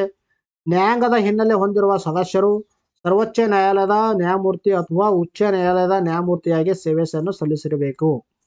ಇನ್ನು ನ್ಯಾಯಾಂಗದ ಹಿನ್ನೆಲೆ ಇಲ್ಲದ ಸದಸ್ಯರು, ನ್ಯಾಯಾಂಗೇತರ ಮತ್ತು ನ್ಯಾಯಾಂಗ ಹಿನ್ನೆಲೆ ಹೊಂದಿರುವಂತಹ ಸದಸ್ಯರು ಇದರಲ್ಲಿ ಆಗ ಬರ್ತಾರ. ಇನ್ನು ನ್ಯಾಯಾಂಗದ ಹಿನ್ನೆಲೆ ಇಲ್ಲದ ಸದಸ್ಯರು ಭ್ರಷ್ಟಾಚಾರ ನಿಯಂತ್ರಣ ಮತ್ತು ಜಾಗೃತಿ ದಳದಲ್ಲಿ ಕನಿಷ್ಠ 25 ವರ್ಷಗಳ ಕಾಲ ಸೇವೆಯನ್ನು ಸಲ್ಲಿಸಿರಬೇಕು. ಲೋಕಪಾಲ್ನ ಅಧ್ಯಕ್ಷರು ಮತ್ತು ಸದಸ್ಯರನ್ನು ಸದಸ್ಯರು ಯಾವುದೇ ರಾಜಕೀಯ ಪಕ್ಷಕ್ಕೆ ಸೇರಿರಬಾರದು. ಇನ್ನು ಲೋಕಪಾಲ್ ಅಧ್ಯಕ್ಷ ಮತ್ತು ಸದಸ್ಯರು ಯಾವ ತರ ಆಯ್ಕೆ ಮಾಡಲಾಗುತ್ತೆ ನೋಡ್ರಿ, ಲೋಕಸಭೆಯ ಸ್ಪೀಕರ್ ಆಗಿರ್ಬೋದು, ಇನ್ನು ಪ್ರಧಾನಮಂತ್ರಿ, ನಂತರದಲ್ಲಿ ಲೋಕಸಭೆಯಲ್ಲಿ ವಿರೋಧ ಪಕ್ಷದ ನಾಯಕರು ಹಾಗೂ ಸರ್ವೋಚ್ಚ ನ್ಯಾಯಾಲಯದ ಮುಖ್ಯ ನ್ಯಾಯಾಧೀಶರು ಅಥವಾ ಅವರಿಂದ ನೇಮಕಗೊಂಡ ಸರ್ವೋಚ್ಚ ನ್ಯಾಯಾಲಯದ ಯಾರಪ್ಪ ಅಂದ್ರೆ ಪ್ರಸ್ತುತ ನ್ಯಾಯಾಧೀಶರು ಒಳಗೊಂಡ ಸಮಿತಿಯ ಶಿಫಾರಸಿನ ಮೇರೆಗೆ ರಾಷ್ಟ್ರ ಅಧ್ಯಕ್ಷರು ನೇಮಕ ಮಾಡ್ತಾರ. ಒಂದು ಸಮಿತಿ ಇರುತ್ತೆ, ಆ ಸಮಿತಿಯಲ್ಲಿ ಯಾರಂದ್ರ ಲೋಕಸಭೆಯ ಸ್ಪೀಕರು, ಪ್ರಧಾನಮಂತ್ರಿ, ಲೋಕಸಭೆಯ ವಿರೋಧ ಪಕ್ಷ ನಾಯಕರು, ಒಬ್ಬರು ಸರ್ವೋಚ್ಚ ನ್ಯಾಯಾಲಯದ ಮುಖ್ಯ ನ್ಯಾಯಾಧೀಶರು ಅಥವಾ ಯಾರಾದ್ರೂ ಒಬ್ಬ ನ್ಯಾಯಾಧೀಶರು ಒಳಗೊಂಡಿರುವಂತಹ ಸಮಿತಿಯ ಒಂದು ಶಿಫಾರಸಿನ ಮೇರೆಗೆ ಭಾರತ ರಾಷ್ಟ್ರಪತಿಯವರು ಇವರನ್ನು ನೇಮಕ ಮಾಡ್ತಾರ. ಇನ್ನು ಲೋಕಪಾಲ್ ಮತ್ತು ಲೋಕಾಯುಕ್ತ ಕಾಯ್ದೆ 2013ರ ಪ್ರಕಾರ ಕೇಂದ್ರಕ್ಕೆ ಲೋಕಪಾಲ್ ಮತ್ತು ರಾಜ್ಯಗಳಿಗೆ ಲೋಕಾಯುಕ್ತ ಸ್ಥಾಪನೆಗೆ ಅವಕಾಶ ನೀಡಲಾಗಿರುವಂಥದ್ದು. ಕೇಂದ್ರ ಮಟ್ಟದಲ್ಲಿ ಲೋಕಪಾಲ್ ಸಂಸ್ಥೆ ಇದರ ರಾಜ್ಯಗಳಲ್ಲಿ ಲೋಕಾಯುಕ್ತ ಸಂಸ್ಥೆಗೆ ಅವಕಾಶ ನೀಡಲಾಗಿರುವಂಥದ್ದು. ಈ ಸಂಸ್ಥೆಗಳು ಶಾಸನಬದ್ಧ ಸಂಸ್ಥೆಗಳಾಗಿರುವಂಥದ್ದು. ಇನ್ನು ಜಾಗತಿಕ ಬೌದ್ಧಿಕ ಆಸ್ತಿ ಸೂಚ್ಯಂಕ 2024ರಲ್ಲಿ ಭಾರತ ಎಷ್ಟನೇ ಸ್ಥಾನ ಪಡೆದಿದೆ ಅಂತ ಪ್ರಶ್ನೆ ಕೇಳಿದ್ದಾರೆ. ಇದಕ್ಕೆ ಸರಿಯಾದ ಉತ್ತರ ಮೊದಲನೇ ಆಪ್ಷನು 42ನೇ ಸ್ಥಾನ ಪಡೆದಿರುವಂಥದ್ದು. US ಚೇಂಬರ್ ಆಫ್ ಕಾಮರ್ಸ್ ಇತ್ತೀಚೆಗೆ 12ನೇ ಆವೃತ್ತಿಯ ಗ್ಲೋಬಲ್ ಇಂಟೆಲೆಕ್ಚುಯಲ್ ಪ್ರಾಪರ್ಟಿ ಇಂಡೆಕ್ಸ್ 2024 ಬಿಡುಗಡೆ ಮಾಡಿರುವಂಥದ್ದು. ಈ ವರ್ಷದ ಸೂಚ್ಯಂಕವು 55 ಆಸ್ತಿಗಳನ್ನು ಶ್ರೇಣೀಕರಿಸಿರುವಂಥದ್ದು. ಭಾರತವು ಇದರಲ್ಲಿ 42ನೇ ಸ್ಥಾನ ಪಡೆದಿರುವಂಥದ್ದು. ಒಟ್ಟಾರೆಯಾಗಿ ನಮಗೆ ಬಿಡುಗಡೆ ಮಾಡುವಂಥ ಸಂಸ್ಥೆ ಯಾವುದು ಗೊತ್ತಿರಬೇಕು, ಇನ್ನು ಭಾರತ ಎಷ್ಟನೇ ಸ್ಥಾನ ಪಡೆದಿದೆ ಅದು ಗೊತ್ತಿರಬೇಕು. ಭಾರತದ ಒಟ್ಟಾರೆ ಸ್ಕೋರ್ ಎಷ್ಟಿದೆ ಇದರಲ್ಲಿ 38.64%. ಇನ್ನು 2021ರಲ್ಲಿ ಭಾರತ 40ನೇ ಸ್ಥಾನ ಪಡೆದಿರುವಂಥದ್ದು. 2022ರಲ್ಲಿ 43ನೇ ಸ್ಥಾನ ಪಡೆದುಕೊಂಡಿರುವಂಥದ್ದು. ಇನ್ನು ಸೂಚ್ಯಾಂಕವು ಪ್ರತಿ ದೇಶದಲ್ಲಿನ IP ಚೌಕಟ್ಟನ್ನು ಮೌಲ್ಯಮಾಪನ ಮಾಡುತ್ತೆ. ಇನ್ನು ಟಾಪ್ ಸ್ಥಾನಗಳ ಪಡೆದ ರಾಷ್ಟ್ರಗಳು ಯಾವಂದ್ರೆ USA ಮೊದಲ ಸ್ಥಾನ ಪಡೆದಿದೆ, UK 2ನೇ ಸ್ಥಾನ, 3ನೇ ಸ್ಥಾನ ಫ್ರಾನ್ಸ್ ಪಡೆದುಕೊಂಡಿರುವಂಥದ್ದು. ರಾಷ್ಟ್ರೀಯ ವಿಜ್ಞಾನ ದಿನವನ್ನು ಯಾವಾಗ ಆಚರಿಸಲಾಗುತ್ತದೆ ಅಂತ ಪ್ರಶ್ನೆ ಕೇಳಿದರೆ ಇದಕ್ಕೆ ಸರಿಯಾದ ಉತ್ತರ ಮೊದಲನೇ ಆಪ್ಷನು ಫೆಬ್ರವರಿ 28ರಂದು ಆಚರಣೆ ಮಾಡಲಾಗುತ್ತೆ. ದೇಶದ ಮೊದಲ ಮಾನವ ಸಹಿತ ಬಾಹ್ಯಾಕಾಶ ಕಾರ್ಯಾಚರಣೆಗೆ ಎಷ್ಟು ಗಗನಯಾನಿಗಳನ್ನು ಆಯ್ಕೆ ಮಾಡಲಾಗಿದೆ ಅಂತ ಪ್ರಶ್ನೆ ಕೇಳಿದ್ದಾರೆ. ಇದಕ್ಕೆ ಸರಿಯಾದ ಉತ್ತರ ಮೊದಲನೇ ಆಪ್ಷನು 3 ಮಂದಿಯನ್ನು ಇಲ್ಲಿ ಸೆಲೆಕ್ಟ್ ಮಾಡಲಾಗಿರುವಂಥದ್ದು. ದೇಶದ ಮೊದಲ ಮಾನವ ಸಹಿತ ಬಾಹ್ಯಾಕಾಶ ಕಾರ್ಯಾಚರಣೆಗೆ ಆಯ್ಕೆಯಾಗಿರುವ 4 ಜನ ನೋಡ್ರಿ ಇದರಲ್ಲಿ. ಇದಕ್ಕೆ ಆಪ್ಷನ್ ಯಾವುದಂದ್ರೆ 3ನೇ ಆಪ್ಷನು 4 ಇದಕ್ಕೆ ಸರಿಯಾದ ಉತ್ತರ. 4 ಗಗನಯಾನಿಗಳ ಹೆಸರನ್ನು ಪ್ರಧಾನಿ ನರೇಂದ್ರ ಮೋದಿ ಅವರು ಪ್ರಕಟ ಮಾಡಿರುವಂಥದ್ದು. 4 ಗಗನಯಾನಿಗಳು ಯಾರಂದ್ರೆ ವಾಯುಪಡೆಯ ಗ್ರೂಪ್ ಕ್ಯಾಪ್ಟನ್ ಆಗಿರುವಂಥ ಪ್ರಶಾಂತ್ ಬಾಲಕೃಷ್ಣ ನಾಯರ್, ಅಂಗದ ಪ್ರತಾಪ್, ನಂತರ ಅಜಿತ್ ಕೃಷ್ಣನ್ ಹಾಗೂ ವಿಂಗ್ ಕಮಾಂಡರ್ ಆಗಿರುವಂಥ ಶುಭಾಂಶು ಶುಕ್ಲಾ ಅವರನ್ನು ಇಲ್ಲಿ ಆಯ್ಕೆ ಮಾಡಲಾಗಿರುವಂಥದ್ದು. ಶುಚಿ ಯೋಜನೆ ಯಾರಿಗೆ ಸಂಬಂಧಪಟ್ಟಿದೆ ಅಂತ ಪ್ರಶ್ನೆ ಕೇಳಿದರೆ ಇದಕ್ಕೆ ಸರಿಯಾದ ಉತ್ತರ ಮೊದಲನೇ ಆಪ್ಷನು ಹೆಣ್ಣು ಮಕ್ಕಳಿಗೆ ಸಂಬಂಧಪಟ್ಟಿರುವಂಥದ್ದು. ಸರ್ಕಾರಿ ಹಾಗೂ ಅನುದಾನಿತ ಶಾಲೆಗಳಲ್ಲಿ ವಿದ್ಯಾಭ್ಯಾಸ ಮಾಡುತ್ತಿರುವ 10ರಿಂದ 18 ವರ್ಷ ವಯಸ್ಸಿನ ಹೆಣ್ಣು ಮಕ್ಕಳಿಗೆ ಉಚಿತವಾಗಿ ಸ್ಯಾನಿಟರಿ ನ್ಯಾಪ್ಕಿನ್ ವಿತರಣೆ ಮಾಡುವ ಶುಚಿ ಯೋಜನೆಗೆ ಕರ್ನಾಟಕ ರಾಜ್ಯ ಆರೋಗ್ಯ ಇಲಾಖೆ ಮರು ಚಾಲನೆ ನೀಡಿರುವಂಥದ್ದು. ಕರ್ನಾಟಕ ರಾಜ್ಯದಲ್ಲಿ ಮರು ಜಾರಿಗೆ ಮಾಡಲಾಗಿರುವಂಥ ಈ ಒಂದು ಯೋಜನೆ, ಇದರಲ್ಲಿ ಸರ್ಕಾರಿ ಮತ್ತು ಅನುದಾನಿತ ಶಾಲೆಗಳಲ್ಲಿ ವಿದ್ಯಾಭ್ಯಾಸ ಮಾಡ್ತಿರುವಂಥ 10ರಿಂದ 18 ವಯಸ್ಸಿನ ಹೆಣ್ಣು ಮಕ್ಕಳಿಗೆ ಉಚಿತವಾಗಿ ಸ್ಯಾನಿಟರಿ ನ್ಯಾಪ್ಕಿನ್ ಅನ್ನು ವಿತರಣೆ ಮಾಡಲಾಗುತ್ತೆ. ಹಿಂದೆ ಸಿದ್ದರಾಮಯ್ಯ ಸರ್ಕಾರದಲ್ಲಿ ಪ್ರಾರಂಭವಾಗಿ ನಂತರ ಸ್ಥಗಿತಗೊಂಡಿದ್ದ ಈ ಒಂದು ಶುಚಿ ಮುಟ್ಟಿನ ನೈರ್ಮಲ್ಯ ಯೋಜನೆಗೆ ಮರು ಚಾಲನೆ ನೀಡಲಾಗಿರುವಂಥದ್ದು. 2013-14 ಪ್ರಾರಂಭವಾದ ಶುಚಿ ಯೋಜನೆಯು ಆರಂಭದಲ್ಲಿ ಕೇಂದ್ರ ಪ್ರಾಯೋಜಿತ ಯೋಜನೆಯಾಗಿತ್ತು. ಆದರೆ ಕೇಂದ್ರವು 2015-16 ಸಾಲಿನಿಂದ ಈ ಒಂದು ಯೋಜನೆ ಕೈಗೆತ್ತಿಕೊಳ್ಳುವಂತೆ ರಾಜ್ಯಗಳಿಗೆ ಸೂಚನೆ ಮಾಡಿರುವಂಥದ್ದು. ಇನಿಷಿಯಲಿ ಈ ಒಂದು ಯೋಜನೆ ಸ್ಟಾರ್ಟ್ ಆಗಿದ್ದು 2013-14ರಲ್ಲಿ. ಅವಾಗ ಇದು ಕೇಂದ್ರ ಪ್ರಾಯೋಜಿತ ಯೋಜನೆ ಆಗಿತ್ತು. 2015-16ರಲ್ಲಿ ಇದನ್ನು ರಾಜ್ಯಗಳು ಕೂಡ ಜಾರಿಗೆ ತಗೊಂಡು ಬರ್ಬೇಕಂತ ಕೇಂದ್ರ ಸರ್ಕಾರ ಹೇಳಿದಾಗ ಈ ಒಂದು ಯೋಜನೆಯನ್ನು ರಾಜ್ಯಗಳಲ್ಲಿ ಜಾರಿಗೆ ತರಲಾಗಿರುವಂಥದ್ದು. ಅಧಿಕ ವರ್ಷವು ಎಷ್ಟು ದಿನಗಳನ್ನು ಒಳಗೊಂಡಿರುತ್ತದೆ ಅಂತ ಪ್ರಶ್ನೆ ಕೇಳಿದರೆ ಇದಕ್ಕೆ ಸರಿಯಾದ ಉತ್ತರ 3ನೇ ಆಪ್ಷನು 366. ನೋಡಿ, ಸಾಮಾನ್ಯ ವರ್ಷವು 365 ದಿನಗಳ ಒಳಗೊಂಡ್ರೆ ಅಧಿಕ ವರ್ಷ 366 ದಿನಗಳನ್ನು ಒಳಗೊಂಡಿರುತ್ತೆ. 2024 ಪ್ರತಿ 4 ವರ್ಷಕ್ಕೊಮ್ಮೆ ಬರುವ ಅಧಿಕ ವರ್ಷವಾಗಿದೆ. ಅಂದರೆ ಪ್ರತಿ ವರ್ಷ ಅಂದ್ರೆ ಈ ಅಧಿಕ ವರ್ಷ ಎಷ್ಟು ವರ್ಷಗಳಿಗೆ ಒಂದು ಬಾರಿ ಬರುತ್ತೆ ಅಂದ್ರೆ 4 ವರ್ಷಗಳು ಒಂದು ಬಾರಿ ಬರುತ್ತೆ. 2024 ವರ್ಷವು ಕೂಡ ಅಧಿಕ ವರ್ಷವಾಗಿರುವಂಥದ್ದು. ಅಂದರೆ 2024 ಫೆಬ್ರವರಿ ತಿಂಗಳಲ್ಲಿ 28 ದಿನಗಳ ಬದಲಾಗಿ 29 ದಿನಗಳಿರುವಂಥದ್ದು. ಇದರ ಪರಿಣಾಮವಾಗಿ ವರ್ಷದ ದಿನಗಳ ಸಂಖ್ಯೆ 365ರಿಂದ 366 ದಿನಗಳಿರುವಂಥದ್ದು. ನಾನು ಈಗಾಗಲೇ ಹೇಳಿದೆ ನಿಮಗೆ, ಅಧಿಕ ವರ್ಷದಲ್ಲಿ 366 ದಿನಗಳಿರುತ್ತೆ. ಅರೆ ಅಧಿಕ ವರ್ಷ ಅಂದರೆ ಏನು? ಸಾಮಾನ್ಯವಾಗಿ ಭೂಮಿಯು ಸೂರ್ಯನನ್ನು ಸುತ್ತಲೂ 365 ದಿನಗಳು ಮತ್ತು 6 ಗಂಟೆಗಳನ್ನು ತೆಗೆದುಕೊಳ್ಳುತ್ತೆ. ಅಂದ್ರೆ ನಾನು ಅಪ್ರಾಕ್ಸಿಮೇಟ್ಲಿ ತೆಗೆದುಕೊಂಡಿದ್ದೀನಿ, 365 ಮತ್ತು 6 ಗಂಟೆಗಳ ತೆಗೆದುಕೊಳ್ಳುತ್ತೆ. ಈ 6 ಚಿಲ್ಲರೆ ಹೆಚ್ಚುವರಿ ಗಂಟೆಗಳನ್ನು ಒಟ್ಟುಗೂಡಿಸಿ 4 ವರ್ಷಕ್ಕೆ ಒಂದು ಬಾರಿ ಒಂದು ದಿನವೆಂದು ಪರಿಗಣಿಸಲಾಗುತ್ತೆ. ಅಂದರೆ 6 × 4 6 4 24 ಅಂದ್ರೆ ಒಂದು ದಿನ ಆಗುತ್ತೆ. ಈ ಒಂದು ದಿನವನ್ನೇ ನಾವು ಏನು ಮಾಡ್ತೀವಿ, ಫೆಬ್ರವರಿ ತಿಂಗಳಲ್ಲಿ ಆ್ಯಡ್ ಮಾಡ್ತೀವಿ. ಅದಕ್ಕೆ ನಾವು ಏನು ಕರಿತೀವಿ, ಅಧಿಕ ವರ್ಷ ಅಂತ ಕರಿತೀವಿ. ಯಾವಾಗ ಸೇರ್ಪಡಿಸಲಾಗುತ್ತೆ ಅಂದ್ರೆ ಪ್ರಪಂಚದ ಬಹುತೇಕ ರಾಷ್ಟ್ರಗಳಲ್ಲಿ ಚಾಲ್ತಿರುವಂಥ ಗ್ರೆಗೋರಿಯನ್ ಕ್ಯಾಲೆಂಡರ್ನಲ್ಲಿ ಆ ಒಂದು ಹೆಚ್ಚಿನ ದಿನವನ್ನು 4ರಿಂದ ಸಮಾನವಾಗಿ ಭಾಗಿಸಲ್ಪಡುವ ವರ್ಷಗಳಲ್ಲಿ ಬರುವ ಫೆಬ್ರವರಿ ತಿಂಗಳಿಗೆ ಸೇರಿಸಲಾಗುತ್ತೆ. ಅಂದರೆ ಈಗ 2024 ಏನಿದೆ ನೋಡ್ರಿ, ಇದಕ್ಕೆ 4ರಿಂದ ಭಾಗಿಸಿದಾಗ ಏನಾಗುತ್ತೆ, ಇದು ಒಂದು ಸಂಪೂರ್ಣವಾಗಿ ಛೇದ ಹೋದರೆ ಅದು ನಾವು ಅಧಿಕ ವರ್ಷ ಅಂತ ಕರಿತೀವಿ. ಆದರೆ ಶತಮಾನದ ವರ್ಷಗಳೆಲ್ಲವೂ 0 ಇಂದ ಕೊನೆಯಾಗುವ, ಅಂದರೆ ಶತಮಾನದ ವರ್ಷಗಳೆಂದರೆ 0 ಕೊನೆಯಾಗುತ್ತೆ. ಅವುಗಳಿಗೆ 400ರಿಂದ ನಾವು ಭಾಗ ಮಾಡಬೇಕಾಗುತ್ತೆ. ಯಾವ ಒಂದು ಶತಮಾನದ ವರ್ಷಗಳು 400ರಿಂದ ಸಂಪೂರ್ಣವಾಗಿ ಭಾಗ ಹೋಗ್ತವೆ ನೋಡ್ರಿ, ಅವುಗಳಿಗೆ ನಾವು ಅಧಿಕ ವರ್ಷ ಅಂತ ಕರಿತೀವಿ. ಹೀಗಾಗಿ 1600 ಆಗಿರ್ಬೋದು, 2000, 2400 ಅಧಿಕ ವರ್ಷಗಳು ಎನಿಸಿಕೊಂಡರೆ 1700, 1800, 1900, 2100 ವರ್ಷಗಳು ಇವು ಅಧಿಕ ವರ್ಷಗಳಾಗಿಲ್ಲ. ಈ ಒಂದು ವರ್ಷಗಳು 400ರಿಂದ ಸಂಪೂರ್ಣವಾಗಿ ಭಾಗ ಹೋಗೋದಿಲ್ಲ. ಸೊ ಆದ್ದರಿಂದ ಈ ಒಂದು ವರ್ಷಗಳು ಅಧಿಕ ವರ್ಷ ಅಲ್ಲ. ಇವುಗಳಲ್ಲೂ 400ರಿಂದ ಸಂಪೂರ್ಣವಾಗಿ ಭಾಗ ಹೋಗುತ್ತೆ. ಇವುಗಳು ಅಧಿಕ ವರ್ಷವಾಗಿರುವಂಥದ್ದು. ಶತಮಾನದ ವರ್ಷಗಳಿಗೆ 400ರಿಂದ ಭಾಗನೆ ಮಾಡಿದ್ರೆ ಇನ್ನು ಶತಮಾನಗಳ ಅಲ್ಲದ ವರ್ಷಗಳಿಗೆ ನಾವು 4ರಿಂದ ಭಾಗ ಮಾಡ್ತೀವಿ. ಸ್ನೇಹಿತರೆ, ಇಲ್ಲಿಗೊಂದು ವಿಡಿಯೋ ಮುಗಿಸೋಣ. ಮತ್ತೆ ಮುಂದಿನ ವಿಡಿಯೋದಲ್ಲಿ ನಾವು ಭೇಟಿಯಾಗೋಣ. ಅಲ್ಲಿ ಟೇಕ್ ಕೇರ್, ಬಾಯ್ ಬಾಯ್.